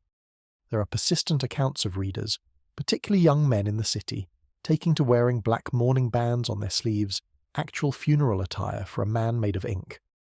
The author was buried under furious letters, including, famously, correspondence that opened by addressing him as a brute, which is the Victorian equivalent of a very angry post written entirely in capital letters. The magazine that carried the stories suffered immediate and serious damage, with subscribers cancelling in droves, reportedly tens of thousands of them, walking away from the publication itself in protest, and the staff there referred to the death in tones usually reserved for national catastrophes. Once again, as with the calculated birthday and the letters to a fictional address, The public demonstrated that the boundary between invented and real had, in this one case, simply stopped functioning. You cannot cancel your subscription hard enough to bring back a real dead man, but apparently you can for a fictional one, and the readers seemed to sense it. What followed was a siege that lasted years. The author stood his ground with the stubbornness of a man defending his last scrap of artistic freedom, while the pressure mounted from every direction. Readers pleaded. Publishers waved ever larger offers, particularly from across the ocean, where the appetite for the character was bottomless and the checkbooks matched. Friends and family nudged. Strangers accosted him. The dead detective refused to stay buried in the public mind, and his creator slowly discovered the unique misery of being history's most famous literary murderer. A man congratulated everywhere he went for everything except the one thing everyone actually wanted from him. For nearly a decade he held out, writing his serious books, watching the world receive them politely, while it continued to mourn loudly for the fictional corpse in the Swiss chasm. Then came the first crack. The author hit upon a compromise that allowed him to feed the starving public without technically surrendering, which was to publish a brand new adventure set safely in the past, in the years before the fatal trip to Switzerland, a memoir of a case from the glory days. The detective could walk and talk and dazzle again, but he remained officially dead, the chasm undisturbed. It was, in modern terms, a prequel, and like most prequels it was greeted with a mixture of delight and frustration. Delight because the hero was back on the page, frustration because everyone understood it for the technicality it was. That past-set adventure happened to become the most celebrated case in the entire canon, a story of a spectral hound and a cursed family out on a haunted moor, and it deserves, and will get, its own full telling shortly. For now, the relevant point is what it proved. It proved the appetite had not faded even slightly, and it gave the author a taste of just how much the world was willing to give him if he would only finish the job and roll the stone away properly. The full surrender came in 1903, roughly a decade after the murder, in a story whose very title told readers what they were getting, a return centred on the famous empty house. The American offers had finally reached figures that no working writer, however principled, could responsibly refuse, sums per story that made the detective quite possibly the most expensive fictional employee on the planet, and his creator, on a per-word basis, one of the best-paid authors then alive, and the author, with a sigh you can practically hear between the lines, agreed to perform the resurrection. The wonderful thing is that his earlier carelessness or genius at the waterfall now paid off completely. Because no remains had ever been found, no actual rewriting of the past was necessary. The door he had left ajar simply swung open. The detective, it turned out, had never gone into the chasm at all. Only the professor had. In the struggle on that ledge, the detective had escaped his enemy's grip using an obscure system of unarmed combat, a real and genuinely fashionable self-defense method of the period, a blend of wrestling and leverage techniques taught in the capital at the time, which the author named in the story with a slight misspelling that has confused enthusiasts ever since. The professor, deprived of his hold, went over the edge alone, screaming his way into legend, while the victor pressed himself against the rock face and watched him fall. Why then, you might reasonably ask, did the survivor spend 3 years letting the entire world, including his best friend, believe him dead? The detective's explanation was characteristically cold-blooded and characteristically logical. The professor's organization had been smashed, but not entirely, and at least a few dangerous lieutenants remained at large, men who would hunt him relentlessly if they knew he lived. A dead man, by contrast, is left alone.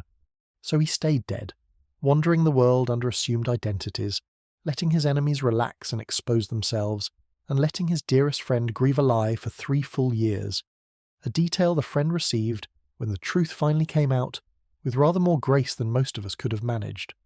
We have already looked, in the previous chapter, at the more unsettling psychological readings of that long vanishing, the possibility that it resembles a mind in flight from itself, and the official in-story explanation does nothing to dispel them. A man who finds it logical to remain dead to everyone who loves him for 3 years is, at minimum, a man with an unusual relationship to human attachment, which by this point in our portrait should surprise nobody. The return itself was staged naturally as a piece of theatre. The detective reappeared to his old friend in disguise, got himself recognised, and caused the poor doctor, a veteran of war and 1,000 horrors, to faint dead away for the first and only time in his life, which seems a fair response to a beloved corpse striking up a conversation, and the case that announced the comeback was built around one last duel with the remnants of the old web. The most dangerous of the surviving lieutenants was a decorated former military man, a celebrated big game hunter with nerves of iron and a specially built silent air rifle, the professor's chief enforcer and the second most dangerous man the detective had ever faced. To catch him, the detective set a trap of beautiful simplicity.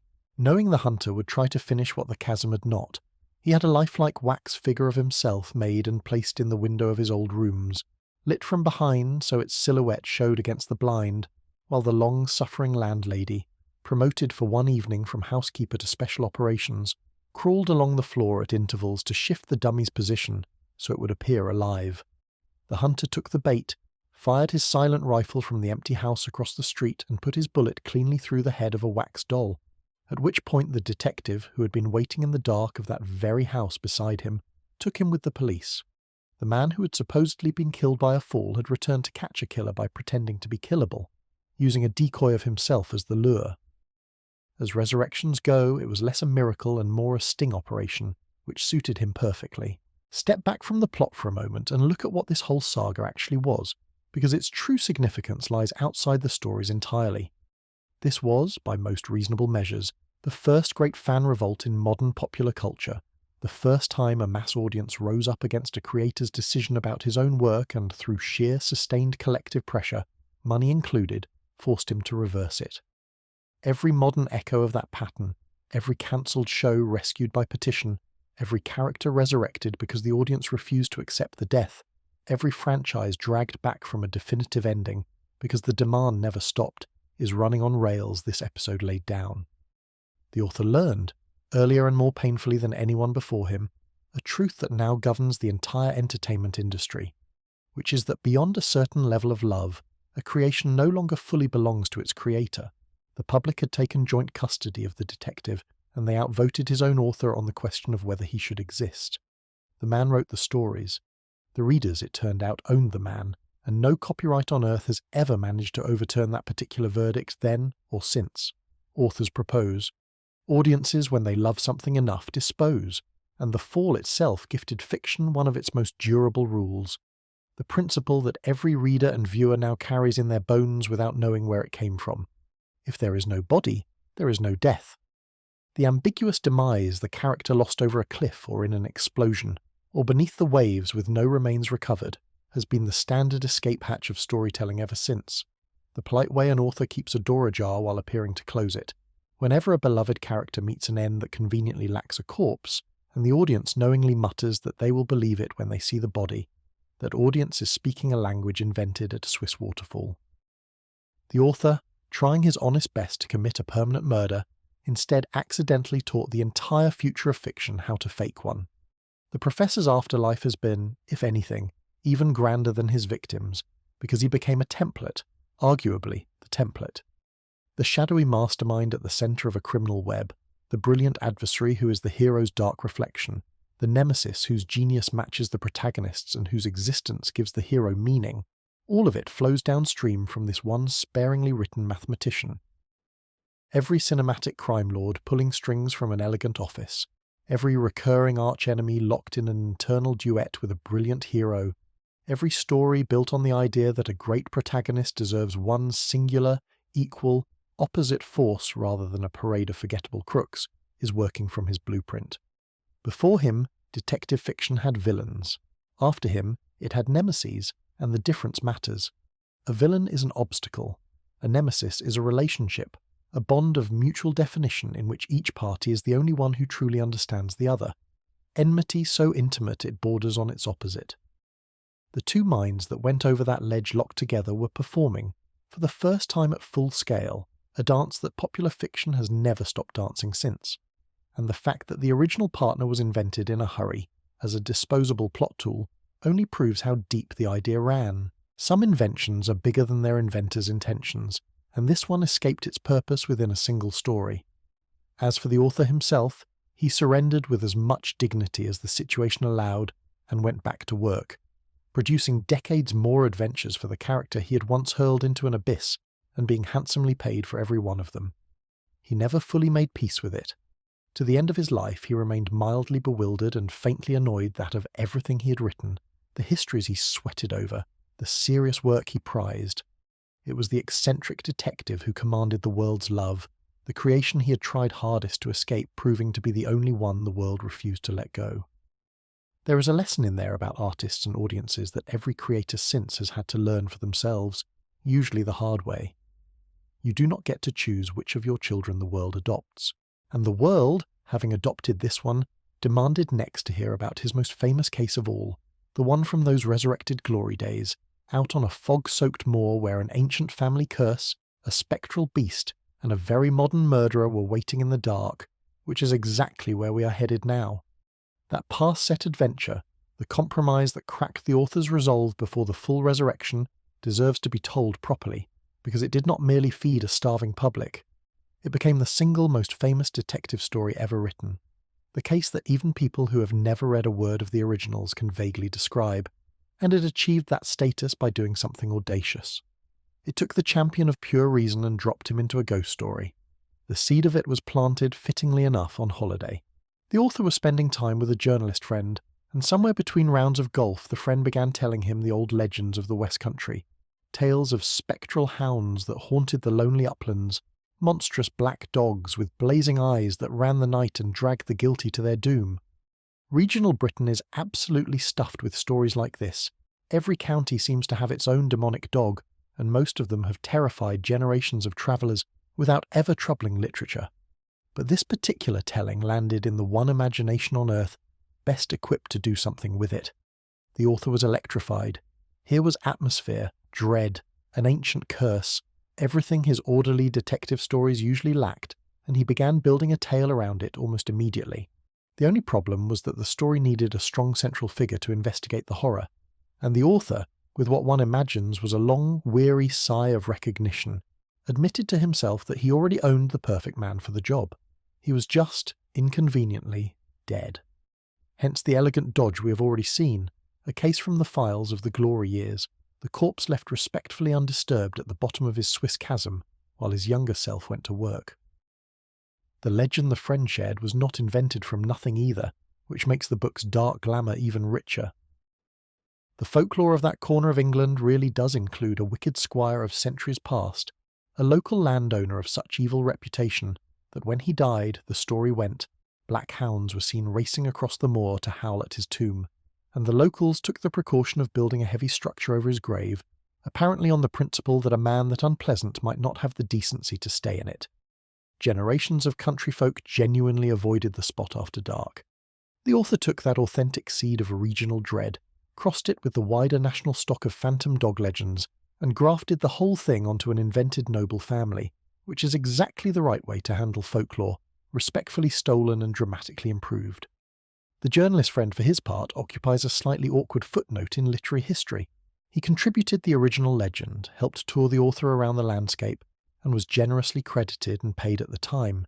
Yet ever since, enthusiasts have argued about how large his share of the creation really was, with positions ranging from helpful tour guide to unsung co-author. The fair answer is probably that he supplied the spark and the author supplied everything that made the spark immortal, but it remains a gentle reminder that even the most famous stories tend to have more parents than the cover admits, a lesson this particular legend keeps teaching at every turn. The setting the author chose was a character in its own right, and it remains one of the great locations in all of fiction.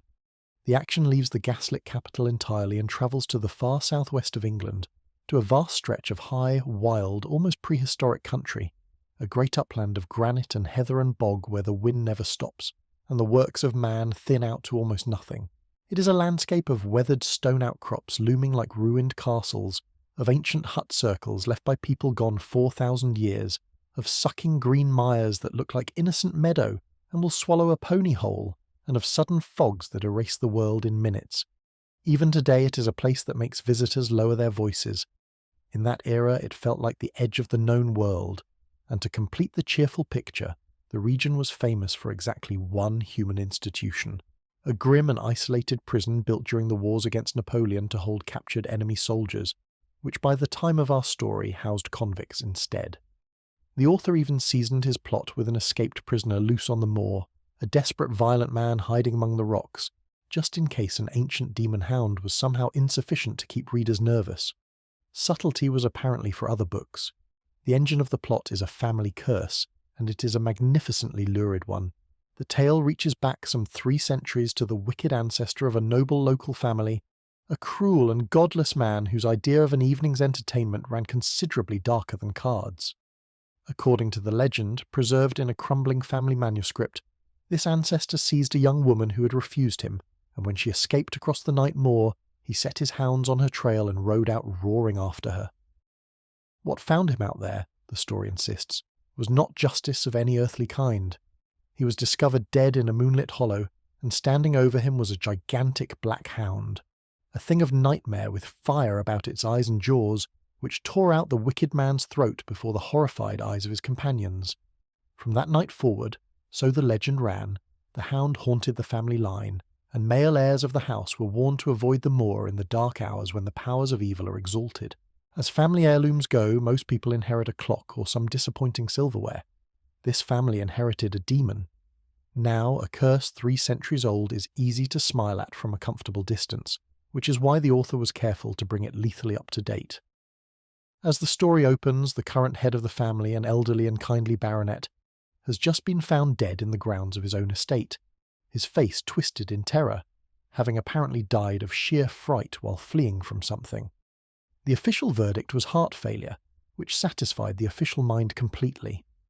But the local man of science who examined the scene noticed something he chose not to share at the inquest, a detail he carried instead to a certain consulting detective in the capital, and it is one of the most quietly chilling moments in all of mystery fiction. Some distance from the body, he had observed marks on the ground. They were the footprints of an enormous hound. That line, paraphrased here out of respect for our no quotation marks policy, but burned into the memory of everyone who has ever read it properly delivered, is the hinge on which the whole story swings, and it sets up the central question with beautiful economy. Either a demonic spectral beast is real and is methodically exterminating a bloodline, or someone wants the world to believe exactly that, and both possibilities are, in their own ways, horrifying. The detective naturally does not entertain the supernatural explanation for a single second, at least not out loud. His position is the position of his entire character, that the devil's agents may well be flesh and blood, and that a crime dressed up as a haunting is still a crime, just one with better production values. The client who needs protecting is the last of the line, the sole remaining heir, a hearty and likeable young man who has spent his life farming on the other side of the Atlantic, in Canada, blissfully distant from ancestral demons, and who has now sailed over to claim a title, a fortune, and apparently a curse. The poor man barely has time to unpack before the strangeness begins. At his hotel in the capital, he receives an anonymous warning, a message pasted together from individual printed words clipped out of a newspaper, advising him to stay away from the moor if he values his life or his reason, the cut-and-paste ransom note style that this story helped make a permanent fixture of the genre. And then his boots start disappearing, which sounds like a complaint for the front desk rather than a detective, and that is precisely why it is genius. Follow the boots, because they are the finest small deduction in the book. First, one of the heir's brand new boots vanishes from outside his hotel room. Irritating, but hotels lose things. Then the new boot is mysteriously returned, and instead an old, worn boot is taken. To everyone else, this is a baffling and slightly comic nuisance, a hotel thief with confused taste. To the detective it is a thunderclap, and the reasoning runs like this. A brand new boot, never worn, carries nothing of its owner. An old boot is saturated with him, with his scent. There is only one kind of accomplice in the world that requires a sample of a man's scent in order to find him, and it is not a spectral demon, because phantoms, whatever else may be said of them, do not need to smell you first. The theft of the old boot meant the hound was real, a creature of flesh and blood that could be given a trail to follow, which meant a human hand was holding the other end of the leash, which meant the entire haunting was an assassination in costume. From a piece of missing footwear, the detective extracted the whole shape of the plot. The client thought he had a luggage problem. He had in fact already been marked for death, and his boot had been recruited as the murder weapon's targeting system. What follows is structurally the boldest thing the author ever did with his hero, which is to remove him from the story. Pleading urgent business in the capital, the detective dispatches his loyal friend to accompany the heir down to the ancestral estate alone, to watch, guard, and report back by letter.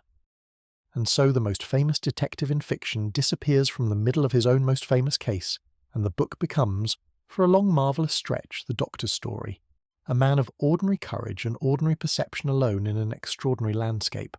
Through his letters we get the moor at night, the wind in the chimneys of the old house, the servants with their secrets, the neighbours who may be more than they appear, the distant sobbing of a woman in the dark hours, the escaped convict glimpsed among the rocks, and above all the sound, the long, low, unearthly howling that rolls across the mire at night, and which no local will discuss in daylight. The good doctor, a rational man writing increasingly unsettled reports, even spots a mysterious lone figure standing motionless on a distant rocky height against the moon, a watcher who is clearly not the convict, and the dread tightens beautifully. Reality, as promised, is turning into a nightmare, and the one man who could dispel it is hundreds of miles away. Except, of course, he is not, and the reveal of this remains one of the great delicious moments of the canon. The Doctor, investigating the mystery watcher, tracks him to one of those prehistoric stone huts out on the moor, and settles in to ambush the unknown occupant, only for the occupant to stroll up behind him and remark pleasantly on the lovely evening.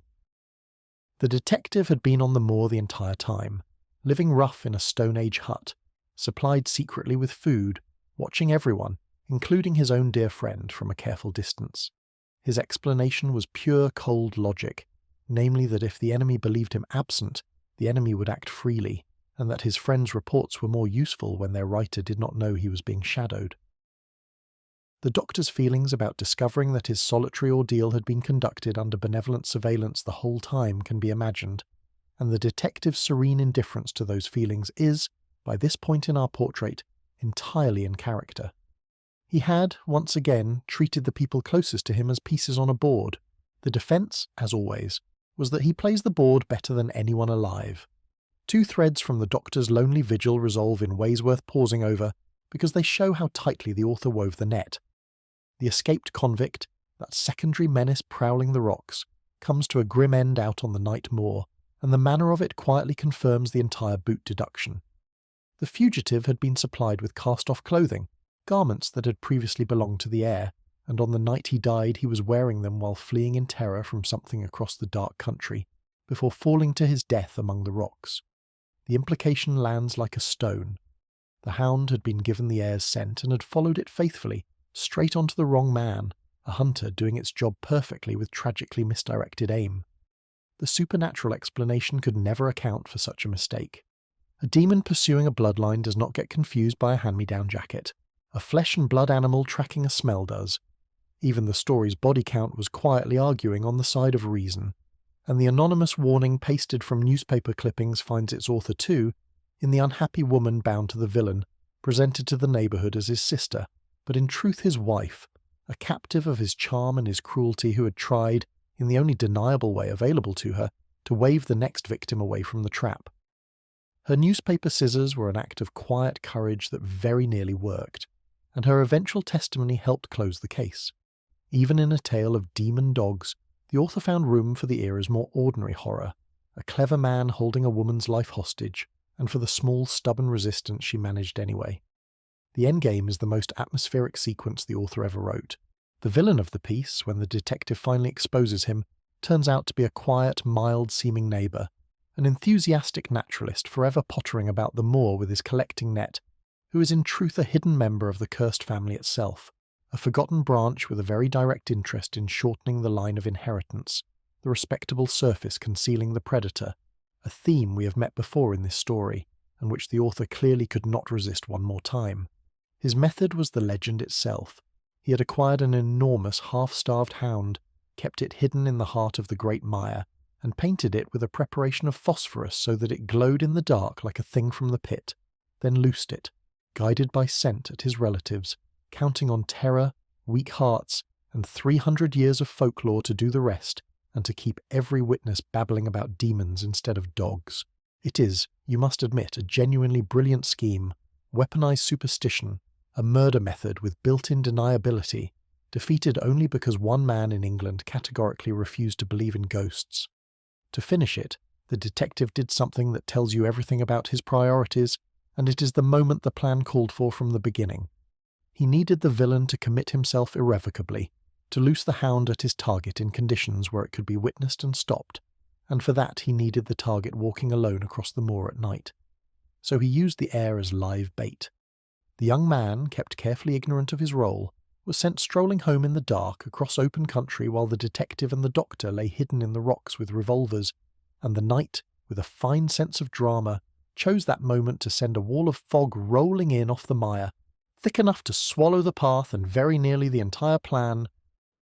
Out of that fog when it came the hound, huge, glowing, utterly silent until it was nearly upon its prey, and even the detective, the least superstitious man alive, admitted to being frozen for an instant by the sight of it. The revolvers spoke, the creature fell, and the glowing demon of 3 centuries was revealed as a large, abused painted dog, terrifying right up until the moment it became pitiable. The villain fled into his mire in the fog and, by every indication, the moor that he had used as a weapon quietly kept him. The curse was closed, not by exorcism, but by ballistics and good positioning. Enthusiasts of the detective's own private vocabulary like to rank this case by his personal unit of difficulty, which was, naturally, tobacco. He famously measured problems by the number of pipes required to think them through, an ordinary puzzle being worth 1 pipe, a genuinely knotty one demanding 2 or 3 smoked in succession in motionless silence. By that scale, this affair sat at the very top of the range, a full 3-pipe problem and arguably beyond, a case that stretched even him, which is precisely why it became the favourite. But the deeper reason the book towers over the rest of the canon is what it represents. It is the character's entire philosophy compressed into a single story, the head-to-head collision of the 2 oldest forces in fiction, the ghost story and the reasoning mind, Gothic terror against cold method. The author let the nightmare have every advantage, the ancient curse, the howling dark, the corpse with the terror-struck face, the landscape itself conspiring in fog and quicksand, and then he sent one rational man into the middle of it to switch the lights on. Reason walks into the haunted house, and reason wins. That is the fantasy at the heart of the whole character, the same one that comforted a frightened city decades before, delivered here in its purest and most thrilling form, and readers have never stopped wanting it. The book was, predictably, a sensation. The magazine's circulation surged with each instalment, and the clamour it stoked led, as we saw, straight to the full resurrection and decades more adventures. Which brings us at last to the question of what all of it added up to, because the author eventually laid down his pen. The era that produced the detective dissolved into history, and by every normal rule of culture the deerstalkered eccentric should have faded with it, remembered politely like the rest of his generation's entertainments. What happened instead is the reason this entire story is worth telling. Start with the raw numbers, because they are quietly staggering. The complete canon, as devotees call it, comes to exactly 60 works, 4 novels and 56 shorter tales, and in all the years since the first of them appeared, that body of work has never once gone out of print. Not during wars, not during depressions, not during any shift of fashion.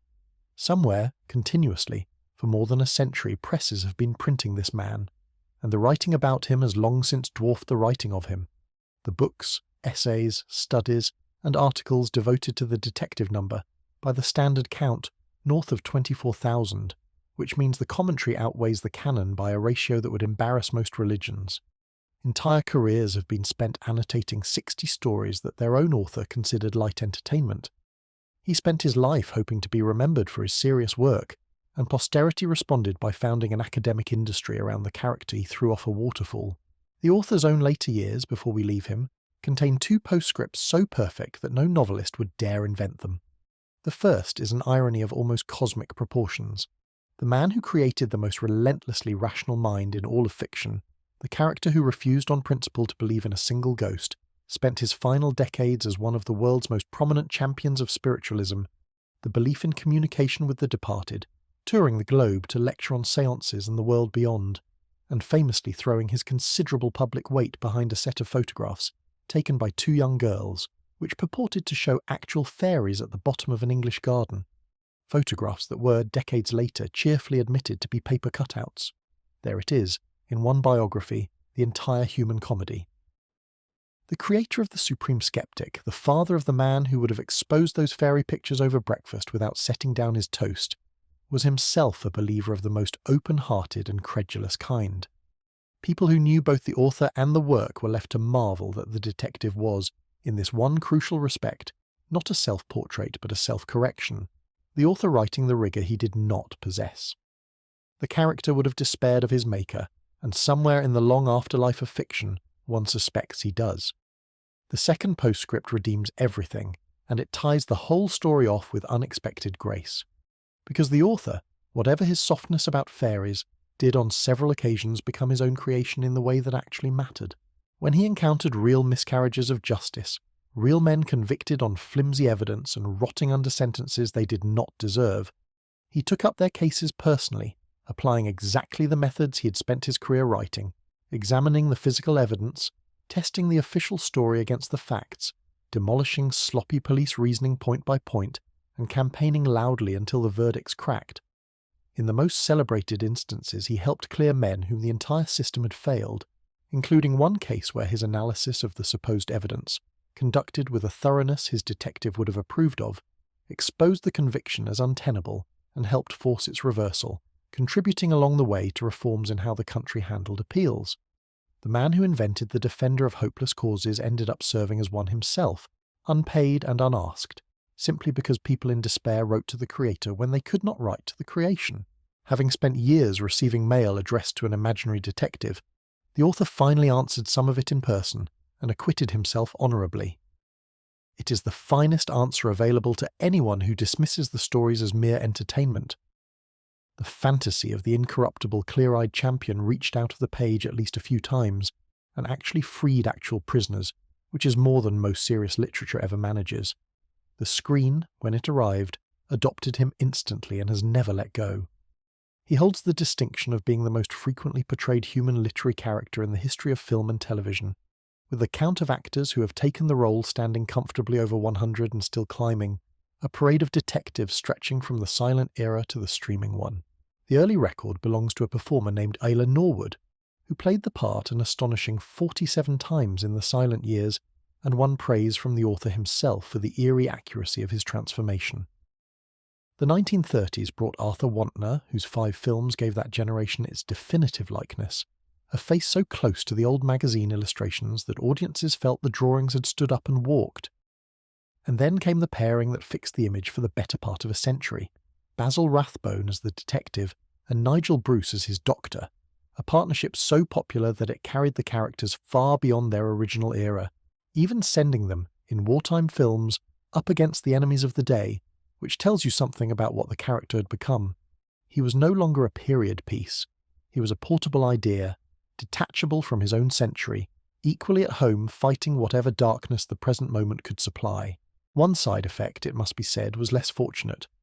Bruce played the Doctor as a lovable, bumbling duffer, charming company, but nobody's idea of a sharp military medical man, and that genial caricature so thoroughly colonised the public imagination that the capable, steady, quietly brave chronicler of the original stories spent decades being remembered as comic relief, an injustice from which the poor Doctor has only recently begun to recover. And then there is the strangest and most charming monument of all, the one we glimpsed at the very beginning of this whole journey, the worldwide community that simply decided the man was real. The devotees who formed societies in his honour, well over 100 such groups scattered across the planet from America to Japan, conduct among themselves a long, elaborate, perfectly straight-faced exercise known as the Great Game, the founding rule of which is that the detective and his doctor were living historical persons, that the cases really happened, and that the famous author was never anything more than the doctor's literary agent, a businessman who handled the publishing arrangements.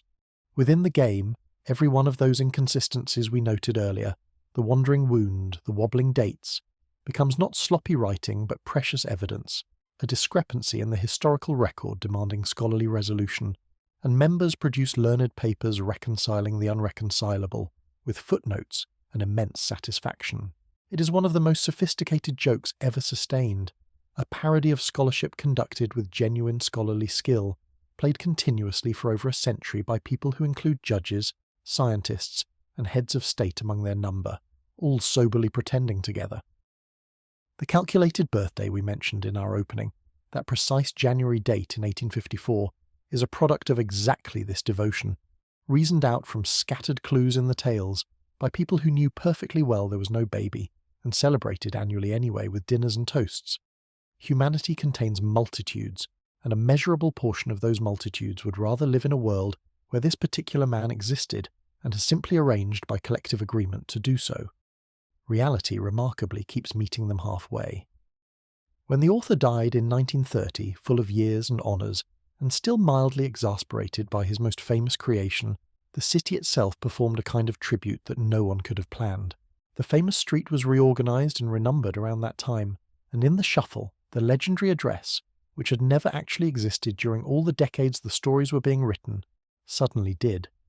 The number every reader knew by heart became a real front door, and the office building that came to occupy that stretch, the headquarters of a large financial institution, found itself the involuntary custodian of a fictional tenant's correspondence, that steady river of letters we marvelled at in our opening, 2,000 a year from every corner of the earth.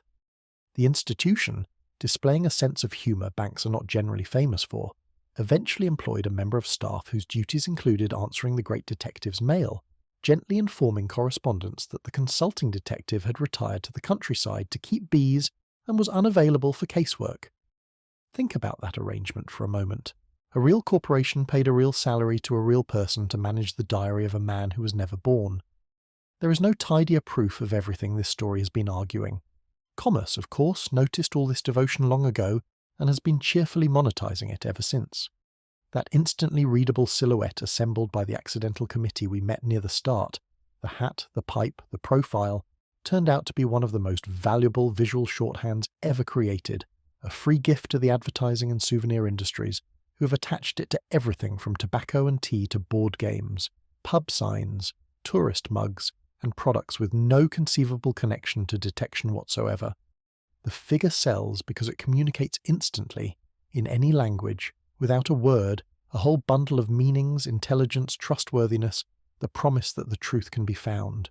Few real humans have ever built a personal brand that powerful, and he managed it without existing, which is either deeply impressive or deeply unfair to the rest of us, depending on your mood. So we end where we began, with the paradox that opened this whole journey, only now we can actually answer it. How does a man who never lived receive more mail than the living, acquire a birthday, a death, a resurrection, a real address, a salaried secretary, and a planet-wide congregation that meets in his name? The answer, assembled across everything we have seen, is that he was never really just a character. He was a promise, stitched together by an accidental committee of creators and adopted by a frightened, hopeful public. The promise that the world makes sense, that the truth is written plainly on the surface of things for anyone disciplined enough to read it, that the innocent have a defender who cannot be bought, frightened or fooled, and that no darkness, not fog, not curses, not the cleverest evil the age can produce, survives contact with a clear mind that refuses to look away. Every era since has needed that promise at least as badly as his own did, which is why every era has dressed him in its own clothes and put him back to work. The eccentric gentleman with the slipper full of tobacco became, somewhere along the way, the permanent human embodiment of reason itself, and of the stubborn hope that justice is a solvable problem. As his devotees like to say, borrowing the old rallying cry, the game is still afoot, and there is no sign anywhere that it is ending. And that, friends, is the whole impossible story of the man who never was, told down to the bottom of the last pipe. Thank you for spending this night walking the fog with me, from a hospital laboratory to a Swiss ledge to a haunted moor and home again to that famous front door.